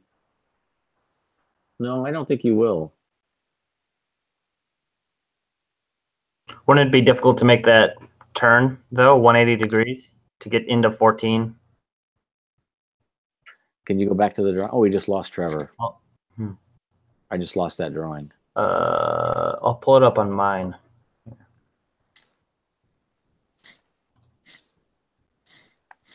There. Can you zoom in? Yeah. So if we flip it, this car would have to go around like that. Sharp. Uh-huh. Yeah, I don't want to lose any cars down here. Can you zoom out a little bit? Because I was going to suggest that you lose 51. Yeah. To open up that 13-foot throat a little bit more. I'm just feeling like that's a little cozy up there. Uh-huh.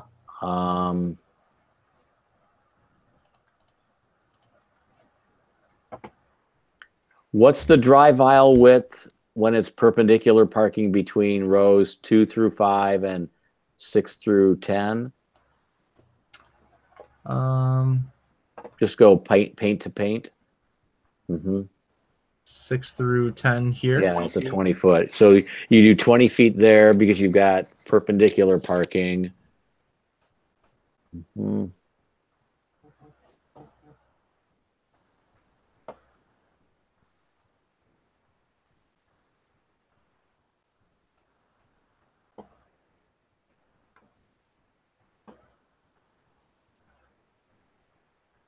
Can you zoom out a little bit? Thanks.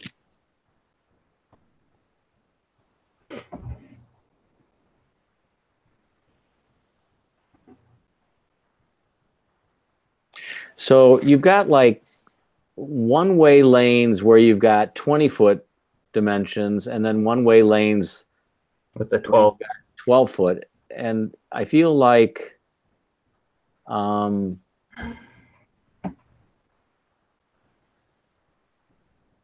if I'm parking perpendicular, which is highly efficient, I need that 20 feet. I don't know that I can back out and straighten the car. Have you tested that on this drawing? For if you can back out into the drive lane? Yeah, if I'm parking at 44, can I back out in a 13-foot space without doing a 3-point turn? That's a good question at that condition up there. But it's the same condition, really, along 32 through 25, for example. Yeah. Well, these can, I mean, this is, I see your point and I'll have to take a look at that, but these can actually bump down a little bit too, to widen Which one's that up. 49 to 51 to make that, because we have all of the space. These can go south. Yeah, they definitely can. So I would definitely do that, and 48 as well. Yeah. You don't have a dimension, a north-south dimension. You have it looks like it's around 13 feet. It might be a little bit more, but you might be able to get 3 or 4 more feet in that drive aisle run. This one? Yes, sir. Yeah. So I would definitely do that. So really your only hurt is really your only inconsistency is the run of the 12-foot 6 from 31 to 25. Okay.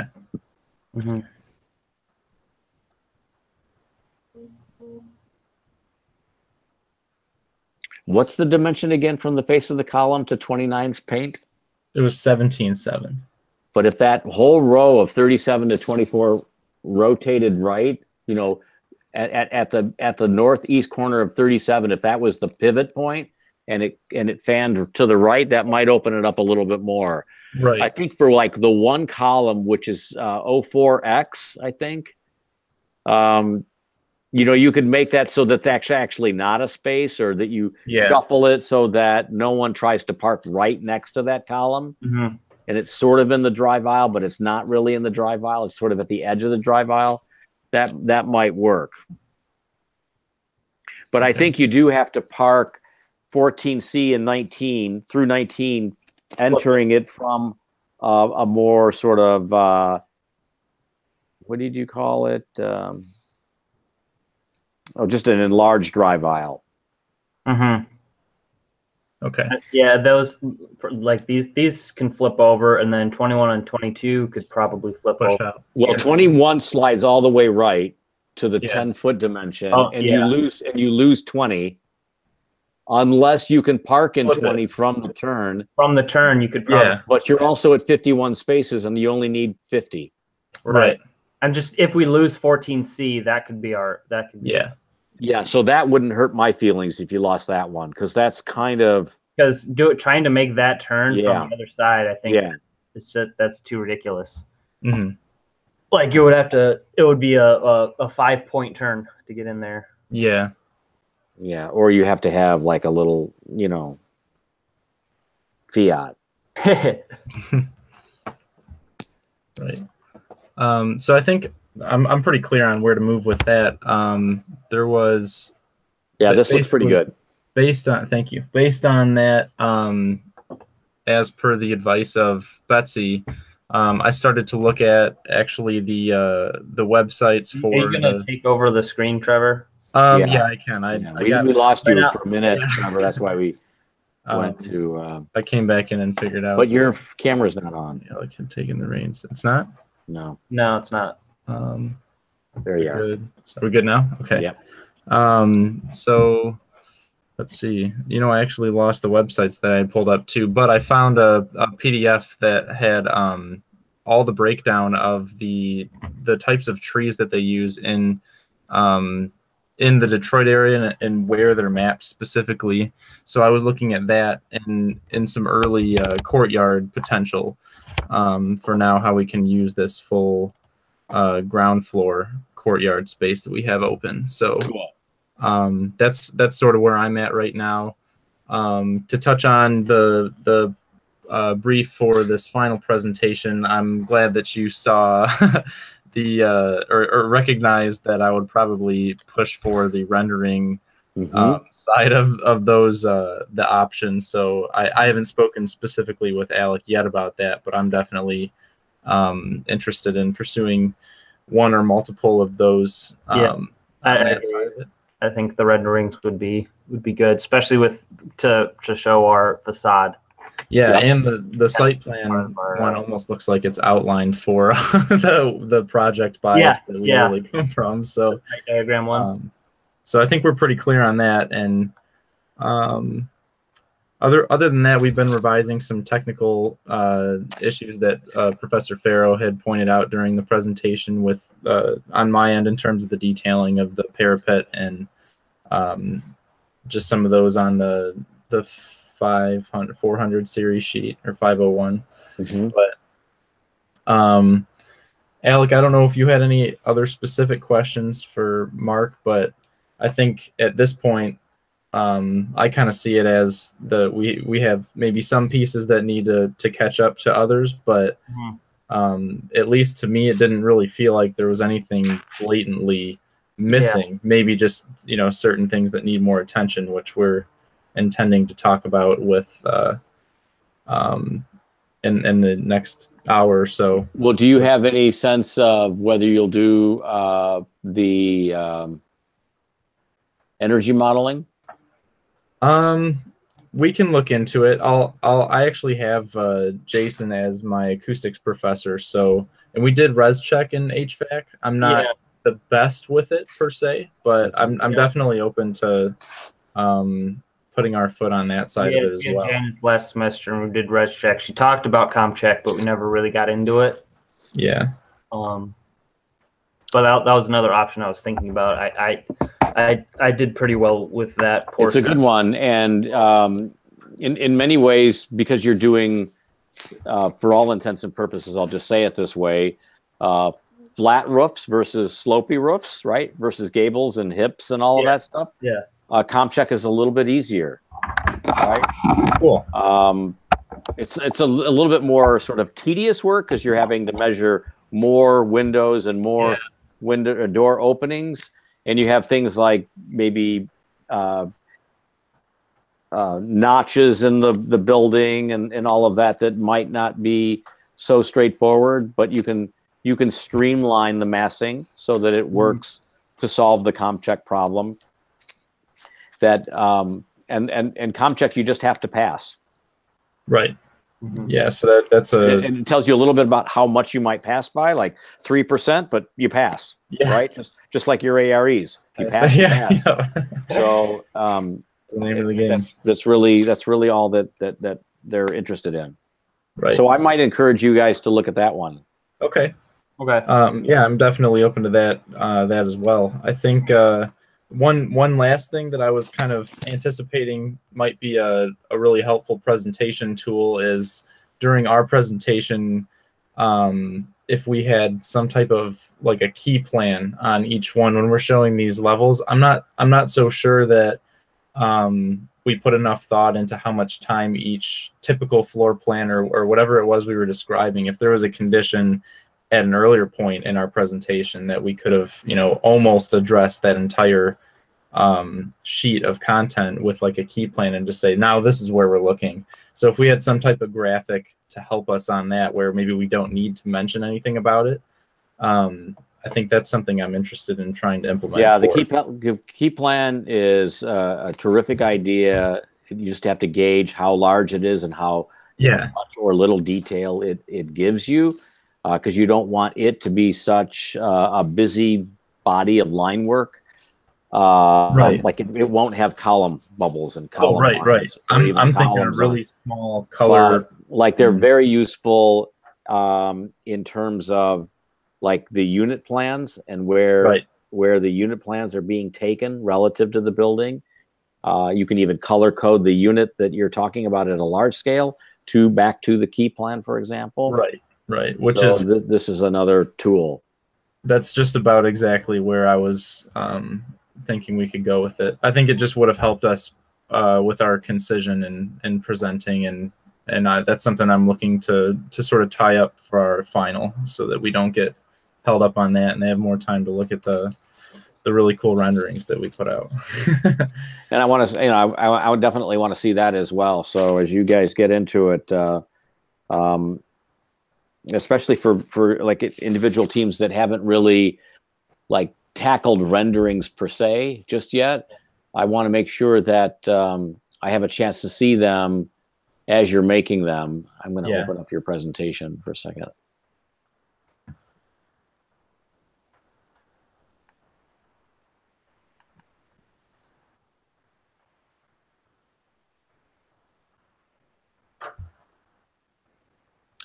Yeah, I mean, you have the sort of aerial things, and then you get those material sort of diagrams. Those were good, but it kind of just ends at the unit plans, as I recall. And so, how this building is in context, how it fits on the street, how it sits on the street, how it fits in the block, right? That remains to be seen. And since the plates that are like page 15, even like 14, 15, 16, which show the thing sitting on the ground, those aren't really renderings, they're sort of aerial studies. So I think like the renderings, the money shots that you need to create, I don't know where you guys are in that skill set yet. So I'd like to be more of a participant in that process. Yeah. Until I'm really excited about them. So please don't we want to show you at the final what this rendering looks like, because I want to make sure that no one's surprised, particularly me. Yeah, that sounds good. I'm fairly comfortable too. I've done a lot of that at well, I thought so. I thought I'd seen that in your I thought I remembered seeing that in your own portfolio, Trevor. So yeah. But we haven't seen it here, and I forget more than I remember. So I definitely want to, get a sense of that. Now, the other thing is, no, we haven't really talked about this yet, but you know, money shots don't have to be of the whole building. Right. Right. I don't, you know, like when, I'm like, for thinking- example, I'm when thinking for us that- when we're doing like an RFP response, we may not build the whole model of the building that we're designing in 3 days. Right. We may only like build the facade views that we know are going to get captured in the rendering. Right. Right. So I'm not saying do that here, but I am saying that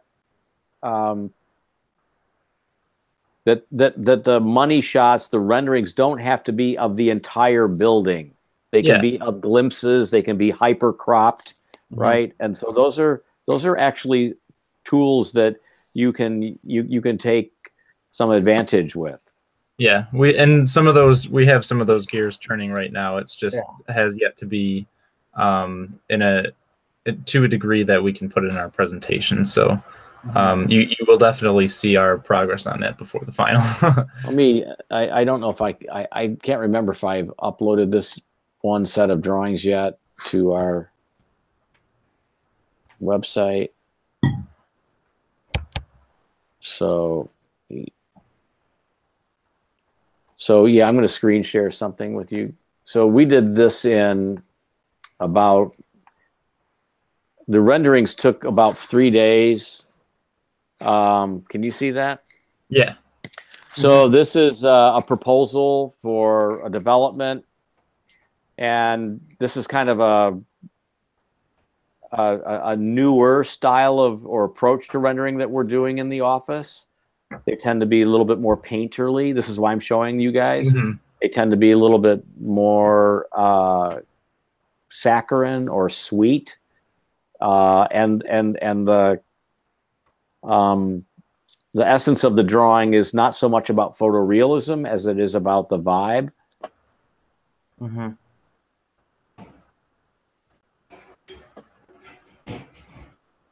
Notice the cat.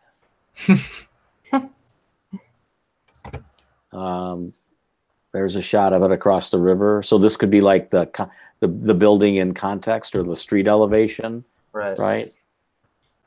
So there's ways to sort of diagram. So there's ways to sort of think of the renderings as glimpses and not of the whole thing. Right. All right. Yeah, that's very helpful. I think you'll see some of that from us coming up pretty soon. But other than that, I think I'm just going to keep. I'm planning on just addressing those options. Alec and I can talk a little bit more detail about which ones and run it by you. Yeah, let me know as soon as you can what you're thinking. Yeah, and then didn't you want to ask about the service van parking? Oh yeah, I was trying to remember if it's just putting it on the alley. We would just, I think we just put it in next to that south stair. Well, I can look that up too. I know it's in the program brief, but I just made a comment. I forget if we needed just access for the service vans from the alley, or if we needed a specific parking space to fit a larger vehicle. Well, I'm lost by the question. So can we pull up your ground floor? Yeah, I have it up. I can screen share. All right, can you see that? So I was you've cleaned up, right? You've cleaned up this ground floor. I was wondering if the access like to the mechanical and electrical room just by the alley for a service van would be sufficient, or if we needed to allocate a specific parking space that could accommodate a larger vehicle, such as the service van. Does that make sense? And I know you said it's that. raising another question, and I'm afraid to raise it now. But how is trash getting to the alley? Through these trash chutes. Where? Point them out. Oh, there. But those are 6 yard. But those are dumpsters. Dumpsters. How is the trash getting into the dumpster? We have trash chutes running up that wall. So there's architecture over that? Yes. So that's not apparent in this drawing. Right. right? I mean, isn't there like some dashed lines that need to Yeah. show the hovering of the second floor? And there's going to be columns that are holding that up, correct? Yes. Oh, looks like the. Yeah. Do you know what I'm saying? Can we look at level 2 for real quick? Yeah. So it goes all the way to that column line. Zoom out a little bit. It goes all the way to 303. Yeah. That west wall goes all the way to 03. Okay, go back to level 1. So you need that dashed line work, and you need columns at X and Y, right? Right. Yeah, the structural model looks like it just didn't. It's not. Yeah, I think it's turned off. And then so what? One question is what's kind of happening under,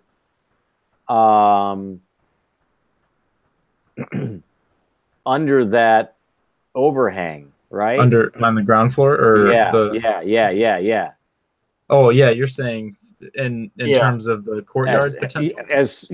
But also in terms of like that microclimate that's there. And then, right, I get something, okay, so I'm imagining that I get something delivered from Amazon. I go and pick it up at the, the package drop or the mail room. I take it upstairs, and I realize that it's my mom's gift to me for Christmas, and I don't need it till it's snowing out. So I take that thing I take it in the package that it came in, down to my storage bin on 1, and I put it in my locker, and I've still got the Amazon box. Right. Where does that go? So I think you need a corridor that runs along parallel to 4, all the way to the stair and the trash room. You need a trash room. You need a trash room proper on the lower level down near Z, between Y and Z. Right. I think with these columns in here, I think that was we anticipated having that all enclosed. I guess it would just be. I mean, where you've got the door at W at 4W, that's fine. That vestibule is fine, but maybe that vestibule is out along the west wall of 03. Yeah. You just have a corridor. Right. I mean, you can get out from that north leg to the courtyard. You can go through from the Alfred, through the lobby and all of that to the courtyard. I think that's desirable. But I also think you need a service leg that runs along 03. Because those units, those retail units are going to use that trash too, I bet. Right. I think that I don't know why the structural model got turned off, but that was all of what you're saying. I think makes pretty good sense with what we were anticipating doing. Those detail lines just didn't find their way onto the onto the page. Okay. So having said that, I guess the answer to your question is there is architecture along Z from 03 to 05.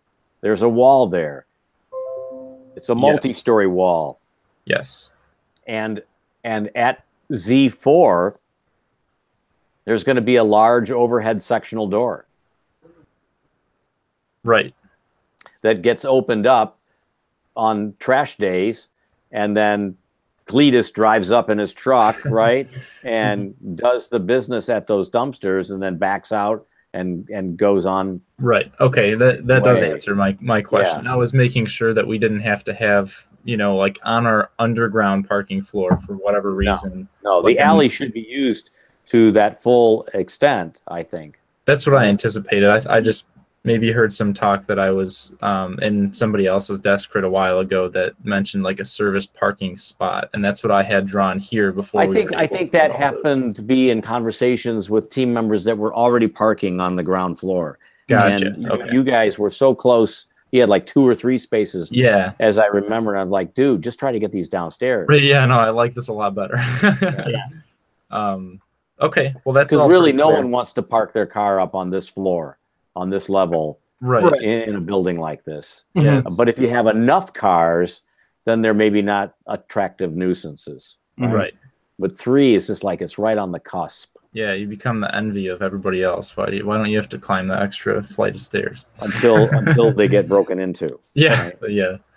Okay. Well, I'm good if Alec's good. I think just a quick conference between us two would be pretty beneficial at this point. But cool. So make up your mind what you want to do next, and then in terms of those options, and you can either shoot me an email or let me know by Tuesday. But sooner the better for you guys. All right, that sounds great. Thank you. Okay, thanks, guys. All right. Nathan, did you and Jess want to talk? Yeah, sure. You good, Jess? Jess is there. Are you muted? Yeah, I'm muted. That's why. So yeah, Jess and I just kind of went through the module 4, benchmark 3, kind of figuring out what we were going to do for the options. Some of these we've already got covered, sort of, like the egress, the elevations, those kind of things. Do we just elaborate on those more? Well, I can't. I just want them to be complete. You guys tell me if you guys will figure that out. Sure. Again, you guys have a lot of that stuff done, or in some of these options you have these things done already. Just make sure you read the specifics of what we're saying in the program brief today, and make sure that you've got all of that. Okay. Then you can exercise that option choice pretty sort of liberally. The second thing, what was I going to say as a second thing? The second thing was just make sure that it's all correct, as I'm sure it is, and then make sure that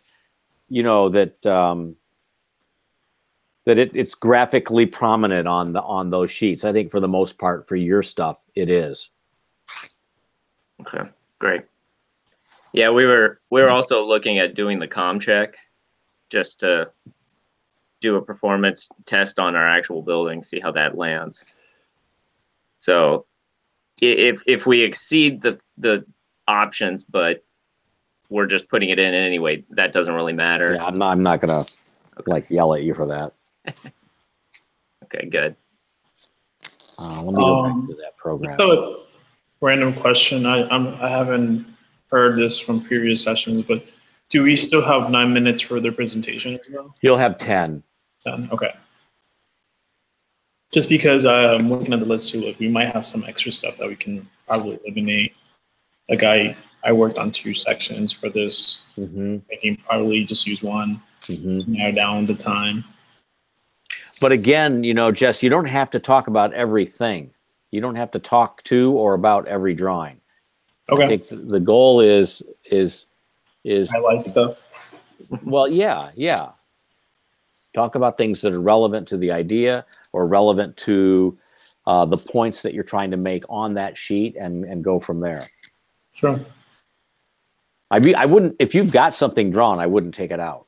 Yeah, that's if you've got something detailed and worked through, and you guys are in a place right now in this project where you've moved pretty far. You guys are kind of running on your own sort of volition right now. I wouldn't edit things out. Sure. I guess from my perspective, just moving forward, we're working pretty hard towards module 3 right now on getting the systems and structure sections, that kind of stuff evaluated, right. And our 2 supplemental pieces. Have you used that Therm software before? People in my office have. I have not.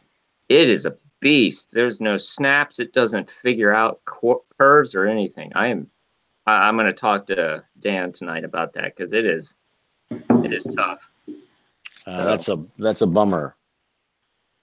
But we'll get that. So yeah, we're both focusing pretty hard on this last module. Which program, Nathan? I'm sorry. It's called Therm. It's his option 2B, I think, that's the one I'm doing, the glazing. Oh, okay. So it is it's strange because you have to export it from CAD into this software, but it doesn't recognize curves, or at least I haven't found a way for it to. So it's a weird learning curve that I'm just getting through. But yeah, once we get through module 3, we'll have a lot more content based on the design and the narrative from there on. I don't know. That's about all I had. Okay. Yeah, I'm good. I just wanted to touch base with each team tonight. Sure. And I wanted to go over this new brief to make sure that you read it, and if you had questions, this was a good time to go over it. Do you want us to call attention to it? Like if we not necessarily. Okay. You'll see it as we. Yep. Okay. That's all I got. Mm-hmm. Yeah, I have no questions either. Okay, just let me look at this real quick. I think because we do have time to focus on, like, I guess, renderings, that could be something that we can show you before. Yeah, and that's done. Like I said before, you guys you're sort of moving forward pretty quickly. You had a pretty, complete benchmark 2 presentation. So there's nothing here that should be a surprise to you, right? Yeah. I think the only thing that we don't show in our presentation is a good site plan, especially. Yeah, I noticed that. Yeah, so that could so be more of a proper site plan. So that's an essential drawing, especially in a studio that's trying to address context and place and the history of context. So a site plan, the history of the place rather. So I think a site plan that contextualizes the footprint of the building, and for you, those public spaces that you're creating, that's kind of a big deal. Yeah. So that may be a slightly new drawing to you, but I think it's in your wheelhouse. Yeah. Right? Mm-hmm.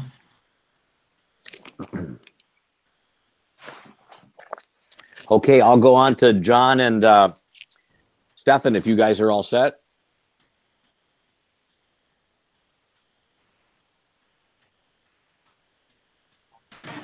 Yep. Hi, sorry, Mark. I was having Okay. internet troubles there. No problem. All right. I don't know if John, you may have come in a little bit late, but I sent the program brief out tonight. I wanted to make sure that you saw that. I saw something on my phone. I didn't get a chance to look at it yet. I just got my internet hooked back up. So you may want to look at that, and while I'm talking, and we can maybe focus on a conversation with Stefan. Okay. Are there any things here, Stefan, that you need to talk through, or maybe you want to sort of prioritize as maybe some things that you'd like to see as options that your team should go after? Just kind of going over it. I think the comp check or the energy model, one of those two makes. Yeah, for you guys, I think the energy modeling thing would be a really, because I have a feeling your Revit model is really tight.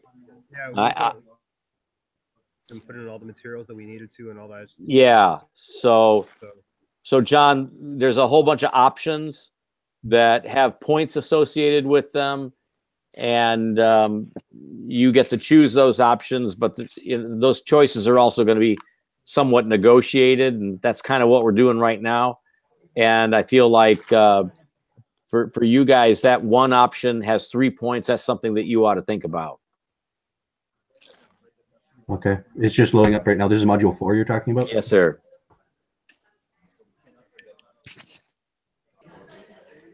If I cut out again, by the way, it's my internet is cutting out. There's a technician coming tomorrow, so. Okay. So also, I was kind of looking. I have a feeling it's rendered street elevations. Yeah. I think since and I'll be bringing it into 3ds Max, that kind of picks up our context or our issue with the context that we have. Yes. So we can kind of hit 2 birds with 1 stone, and I agree. Even the wall section, or the blow up of that, we're going to be doing that anyways for things. That's a freebie in a sense. Right. So in many ways, the options are giving points to teams that maybe didn't do some of these things and need those points. And in many ways, the options are kind of things that are I don't want to say default, that's not the right word, but you kind of just stumble into them because you've already got them. So you're going to get like extra value for things that you've already accomplished. So that again is just what happens in some teams where you guys have like really been grinding on a lot of things and trying to be fairly comprehensive and thorough throughout the course of the class, and that gives you some advantage at this very moment. So just be wise, because I think in terms of your choices, but I think that like CommCheck or the energy modeling would be a really compelling element in the package that describes this proposal. I think it would be a good exercise for you.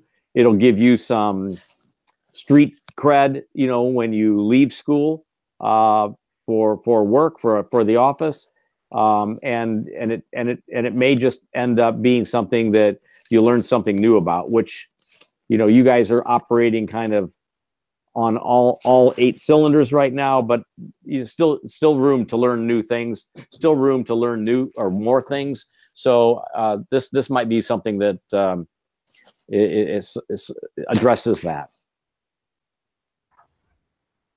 Okay. Yeah, I think aside that, it's just kind of going back to our PowerPoints, just reorganizing them a little bit, and just finding probably spots to put in a few more renderings, like I said last time. So pick up some rendering, even the framing plan for the other little details that we have to kind of combine in it. But I think overall we should be okay. Yeah, I think you should be in good shape. But I would look at this document, and I'm saying this to John now, as a printed document. You lay it out and you get colored markers or colored pencils and check the program and check it on your slide deck, on a printed version of your slide deck, then mark up your slide deck to make sure that you have all the things that the program brief is calling for. This is a very effective way. This is what a job captain does. They red mark the package. So you should red mark. You all should red mark your slide deck, a printout of your slide deck, to make sure that you're capturing all the information that this is calling for, and that you design new information that may be missing right now and compose it so that, like, north arrows and scales, just for example, are always in the same place on the sheet. Make sure all the plans are on the same sheet. Make sure, or same place on the sheet. Make sure all the plans are the same orientation. We will still see somebody. I wager you a Molson that someone's going to have a site plan one orientation and floor plans another within one slide presentation, within one program. So, or within one project. I know that's going to happen. And I'll just like, so what were we thinking? Why didn't I make that really abundantly clear in tonight's lecture, right? So the goal is to be like brutally rigorous with your red marks to make sure everything is, you know, like just the way a job captain would expect it to be when they red mark your documents. So the options is one thing that you need to solidify or come to terms with soon, and let me know what that is, and then just validate the program against a copy of the slide deck, and you do that, and then you've kind of got the end of this roller coaster ride is kind of just all downhill and just coasting into the station for you. Okay.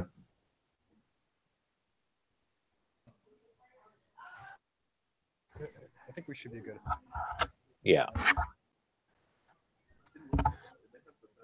So the next sessions with you guys will be maybe just kind of like page turns, putting things together. I'd like to maybe look a little bit harder at the renderings and the views, and the way that you're going to approach the options, if any of the options are new drawings, for example, and that'll be what we sort of talk about. Okay. Okay. And I'll be on campus next week. So, John, if your technician doesn't get it done tonight, we can. We'll see you on Thursday then. Okay. All righty. Thanks, guys. Okay. Thursday. Thank you. Yeah. So Desmond and Andrew, you both are here? Yes. Cool. So this is kind of ironic, because John came in a little late, and I know that I just saw you walk in, Andrew. The new news is that there's a program brief that is in your email box. It's called Module 4, Benchmark 3. It's a 4-page document, and I want to make sure you got it and that maybe you're looking at it. Yes, open right now. Thanks. And I'm going to give you a little bit of time to do that. And then, Desmond, I'm going to talk to you about maybe ahead of Andrew's input on this, what kinds of options you think are going to be things that you want to do or that you see your group wanting to do. Okay, so I was looking at the site plan in context, the rendered street elevation, the comm check, and the egress route. Mm-hmm. Mm-hmm. So yeah, those were the ones that stuck out. Yeah, those are nice and straightforward. My only and you want to get Andrew up to speed on the program brief, make sure that he's read it thoroughly and that he understands what it's asking for and what the options mean, so that you guys can come to terms of agreement on what options you're going to chase and do them. I do think that you guys, as you know, have still a little bit more to do, and I want you to get there, and I want to help you get there. So you guys have some housekeeping on your project, housekeeping items in terms of like closing the loops on or knotting loose threads, whatever the metaphor is, on benchmark 2. I still feel like benchmark 2 wants to be stronger and needs to come to closure. So in some ways, the time that you've got now is closing the loop on that stuff. So that may limit the ability to do new things, to do difficult options, or if you will, high point options. But if you can do the comm check, or if you can do the energy modeling, I think it would be really helpful, because it's a 3-point and a 2-point option. I wouldn't do both, but of the two, I would choose one of the two. Do you follow what I'm encouraging you? Definitely, yes.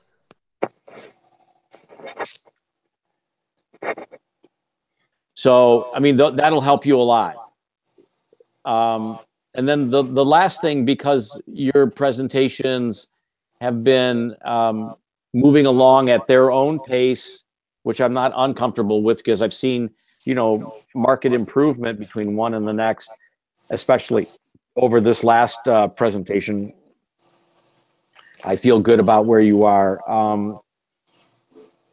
I want to make sure that you kind of print this document out, and that you make sure, and you print out a copy of your own slide deck, and make sure that you connect the dots between what exactly the program brief is saying and asking for and requiring, and where it is or where it is not on your slide deck, right? So that your slide deck becomes, this markup of your slide deck becomes the roadmap for work that just absolutely has to get done in order to pass, and then give you some real clarity on how to spend your time as you move into the next 3 weeks. All right. Okay. Makes sense. I think we were going to make a slide for each one of those objectives, and then kind of assign a person to them. Cool. And then on Thursday, so I guess what I'd like to say to you is, on Thursday next week, when Dustin gives his presentation, I'd really like you to keep an open mind to it, because you may enjoy, you may actually be able to do that energy analysis really easily. And so I want to be like, if that happens to you, I want you to go after that. I'd love for you to get 3 easy points in one option rather than just choosing 3 1-point options, right? That gives you a total of 3 points. That one option can be 3 points, and that will help you a great deal. So be open to what he has to say and what he has to share, because I think that option, whether CommCheck or the energy analysis, will be a really a welcome addition to this project package. And I think that's all I got. Are you reading any? Have you read anything in here yet, Andrew or Desmond, that concerns you about the program? No, I've been reading them. I like the ones that Desmond chose. I think, those are the top choices for me too. Cool. Yeah, I don't know a lot about the energy modeling, but if the lecture is easy to follow, I think we can go through with that. I did the res check before with Janice's class, so I know how to good. work And do you guys at work, do you guys do CommCheck there? Well, we did res check. So No, I mean at the office. Oh, no. I do AutoCAD, nothing else. Well, no, but AutoCAD and CommCheck are compatible, right? Because you're just documenting the building. I just draw. Yeah, well, but there's more to it than that. You'll do more than drawing in another year, right? All right. Okay. Okay, well, I think we're done then. Cool. Thanks. All right, so I'm going to anticipate that Dan won't be back until around 8:40. I think that's what he said to you guys. Is that correct? Okay, so look for him at around 8:40. Look for him to pop in around 40 minutes from now, and then I'll invite him so he's aware of it, and then I'll let you guys take a 40-minute break, all right? And I'll be back.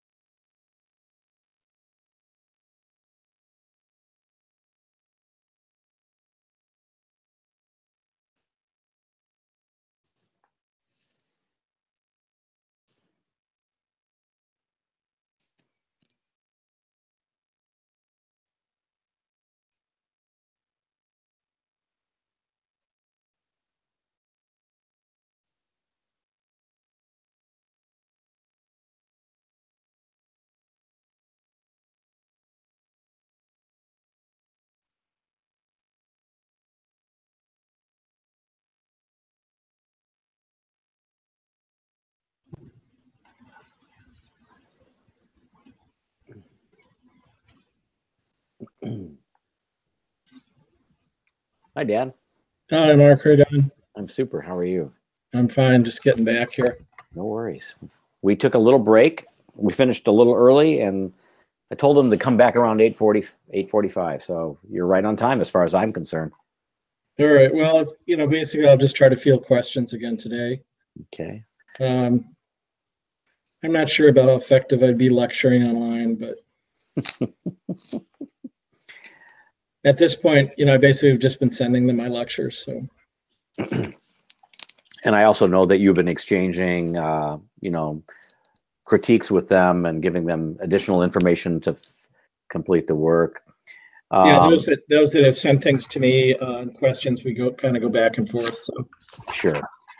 And then today I released to them the Module 4 Benchmark 3 final assignment. We went over that, and I met with each of the 7 teams. So if you guys are here, this is a good time to review any questions about the lab section of our course.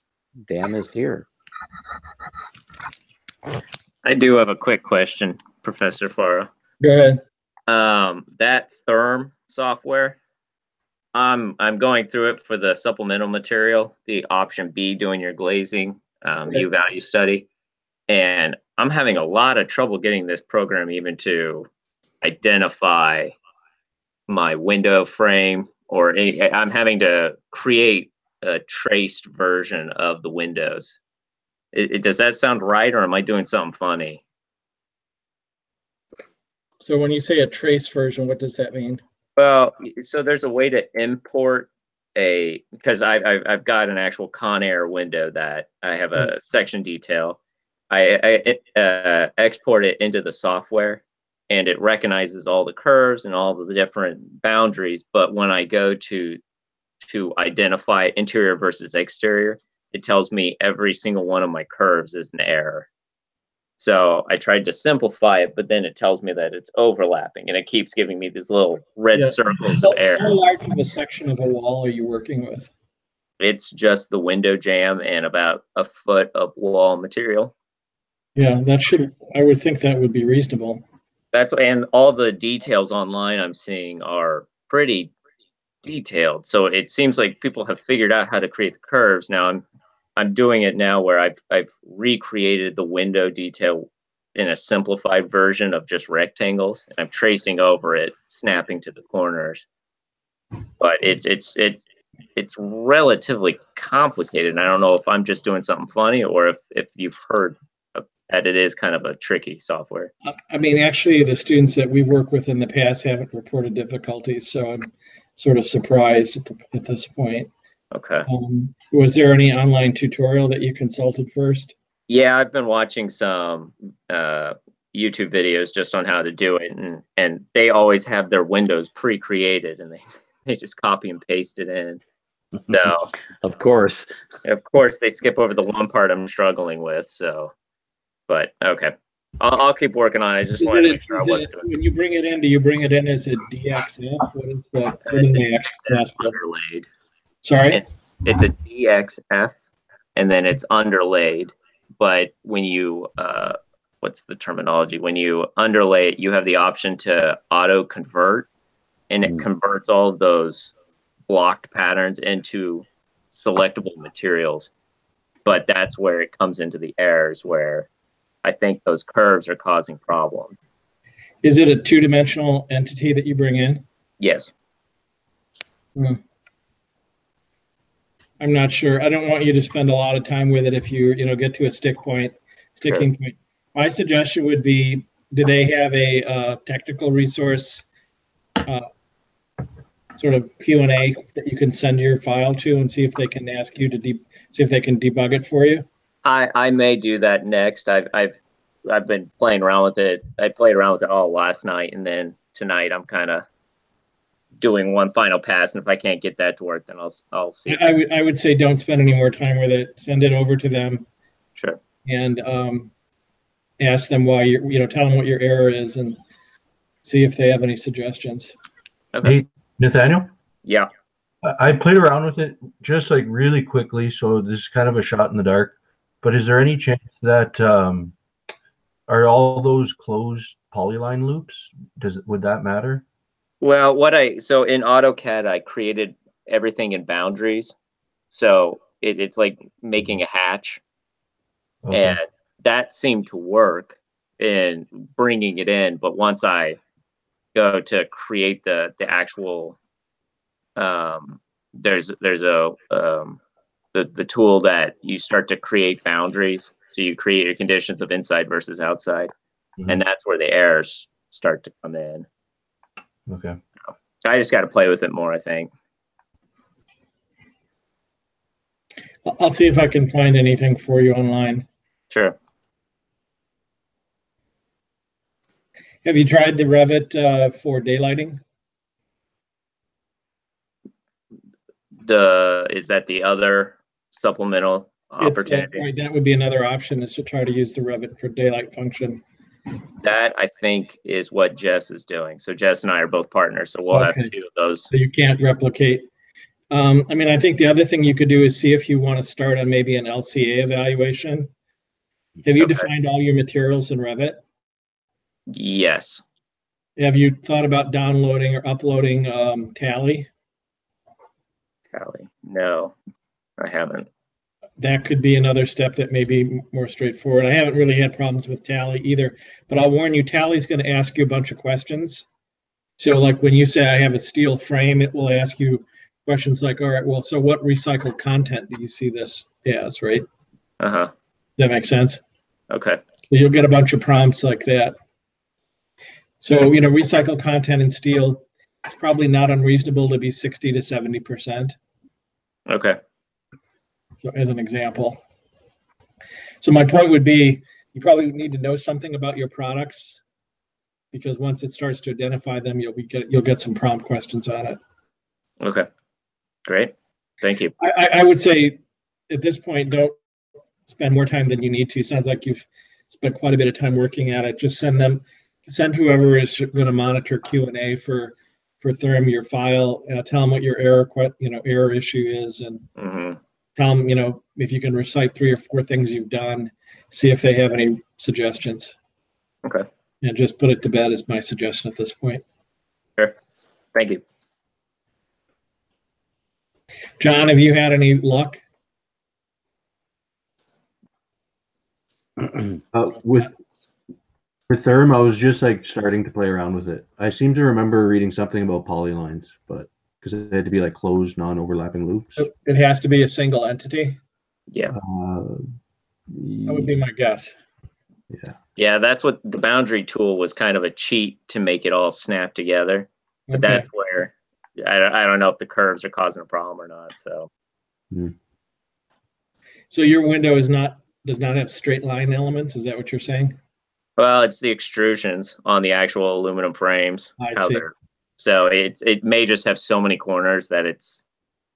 Is it possible that you could just simplify that by squaring it off? That's what I've started to do now, is just creating just rectangles that represent that framing. And I don't think that's going to be a real problem in terms of the Therm analysis. Okay, as long as it's hollow, because if it's one big solid block, that's going to read as a solid chunk. Obviously, that'll be a disaster. Okay. I just sent you a link, Nathan, that I found on the Therm site, and it's a multi-page document that talks about how to draw the window section. I don't know that this is exactly what you need, but it may be a place to start. Sure. Is it always giving you an error with the curve function or the curve element? It just gives me those little red circles saying there's an error here. Okay. So I'm wondering if the arc is not connected in the polyline. I don't know. I'll try the rectangle thing. And see Because if it's that probably a discrete element. Does that make sense? Yeah. I'm sort of fishing here, but thanks, Mark, for sending that. No worries. Maybe you're drawing in 3 dimensions right now. If it's in CAD, careful. Who knows? My z-axis could be 100 feet right now. Yeah, that's what I'm thinking. Pretty sure it's got to be it's got to be a It has. You don't want that. 3D object. I'm no civil engineer. I don't draw that. Sometimes when you see things that aren't closing like that in CAD, you're like, That should be on a T-shirt somewhere. yeah. Agreed. All right, any other questions? Yeah, thanks, Nathan. I have a quick question about our, I don't know if it's a quick question. In our HVAC design, we had laid out a fresh air intake for all the vertical stack water source heat pump units in the building. Yeah. At a common spot. So the common spot was the fresh air intake, and we had a common exhaust port on the roof. So the common spot was in the courtyard. The issue that came up when we were thinking through that was we would have unconditioned air being pulled into our building. Do you think an ERV, a common ERV for the shaft ducts for the intake and exhaust, would be enough to treat the air to a point where it wouldn't be unconditioned? Do you have a DOAS a part of that component? A DOAS? Yeah. Direct outside air system. It's the component that moderates the amount of fresh air intake so that you only need the minimum amount possible. That's the energy conserving attribute. Okay, what was the name of the acronym, the full acronym? D is in Daniel, O is in Oak, A is in Apple, S is in Sam. Okay. And something like that would regulate it then? Yeah, almost all of these systems have some form of that today. Some of them might not call it that. Okay. That's the sort of generic name. And usually that's directly linked to your ERV. Oh. So you immediately, as the air is coming through the system, it's going through the ERV before it, works its way into the building, so to speak. Okay. So you had these on every floor? No, just one common spot. Is it on the roof? Yeah. Well, it was at the base level courtyard, but in order for the ERV to work, we'd have to move it up to the roof. Okay. Roof is not an uncommon location. Okay. Does that answer it? Yep, that does. Thank you. Thank you. Any other questions? I'm open. If you want to send me some material to take a look at, please do. Can review and exchange with the emails or set up another hangout at a time that's more convenient. Nice offer. I would say in terms of Professor Farlow's outline, I've reviewed that this morning, and I would say that if I produce soon sort of the lab module outline, I would expect it would not be much different than that. Again, it may call out some distinctions between undergraduate and graduate level outcomes. That would probably be about it. So. What was that Tally software or Tally program you were telling me about? What was how do you spell that? It's capital TALLY. It's a life cycle analysis software. You get it through Autodesk, and it's interoperable with Revit. Okay.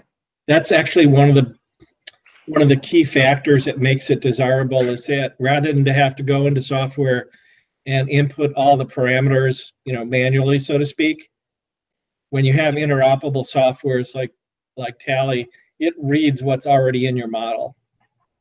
Does that make sense? Yeah. It's all part of that. Have you heard the term in your office, integrated project delivery? Yep. You understand what I'm getting at? Yep.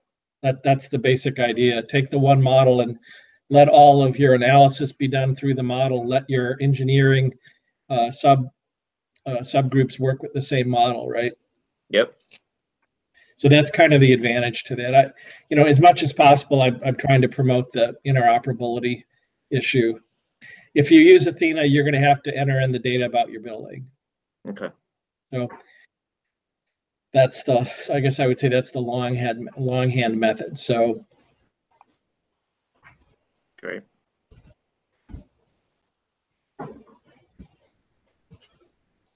if you're having an issue with it, let me know.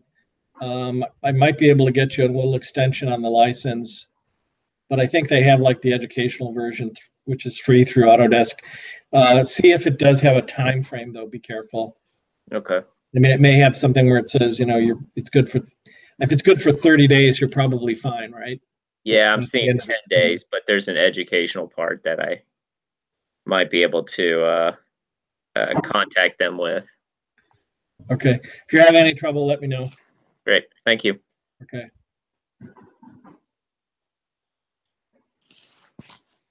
I'm not hearing any other comments for today. So, Mark, anything I need to know? No, we're good.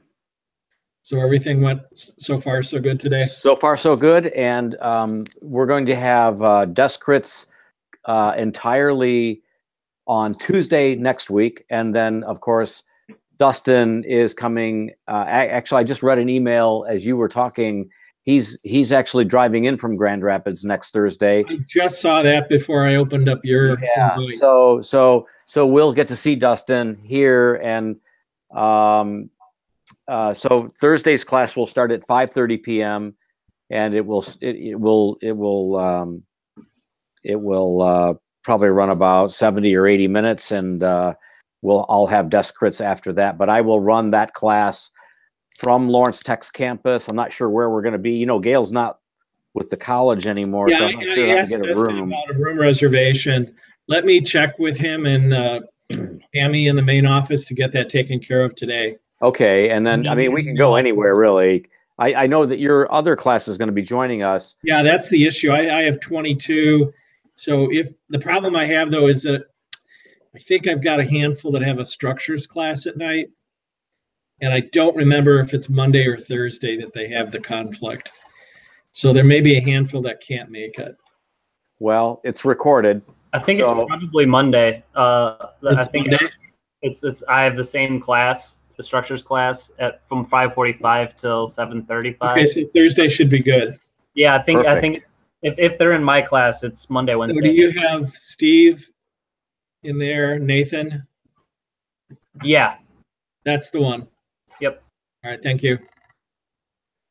So we'll find a place. You can let us know, Dan, where that might be. And so next week's class is sort of reversed. The lecture will be on Thursday night, not Tuesday. It'll be good to see Dustin again. And I'll send him an email. I did ask him if he had any files he wanted to distribute to the class beforehand, but if he doesn't, I think I still have his email from last year. So. Well, he did share something about Insight, so I just shared that with my team. Okay, good. I haven't opened up his message yet, but I heard he was coming to campus. Thank you. Perfect. So I don't have anything else. Right. I think the only thing I would say about those of you that are working on the Insight, I know to a degree, you don't have to have really all the detail and all the information in an Insight model that allows it to run properly. So I don't know if he's going to talk about whether you can sort of strip out information, because if you do so, it could reduce some of the runtime.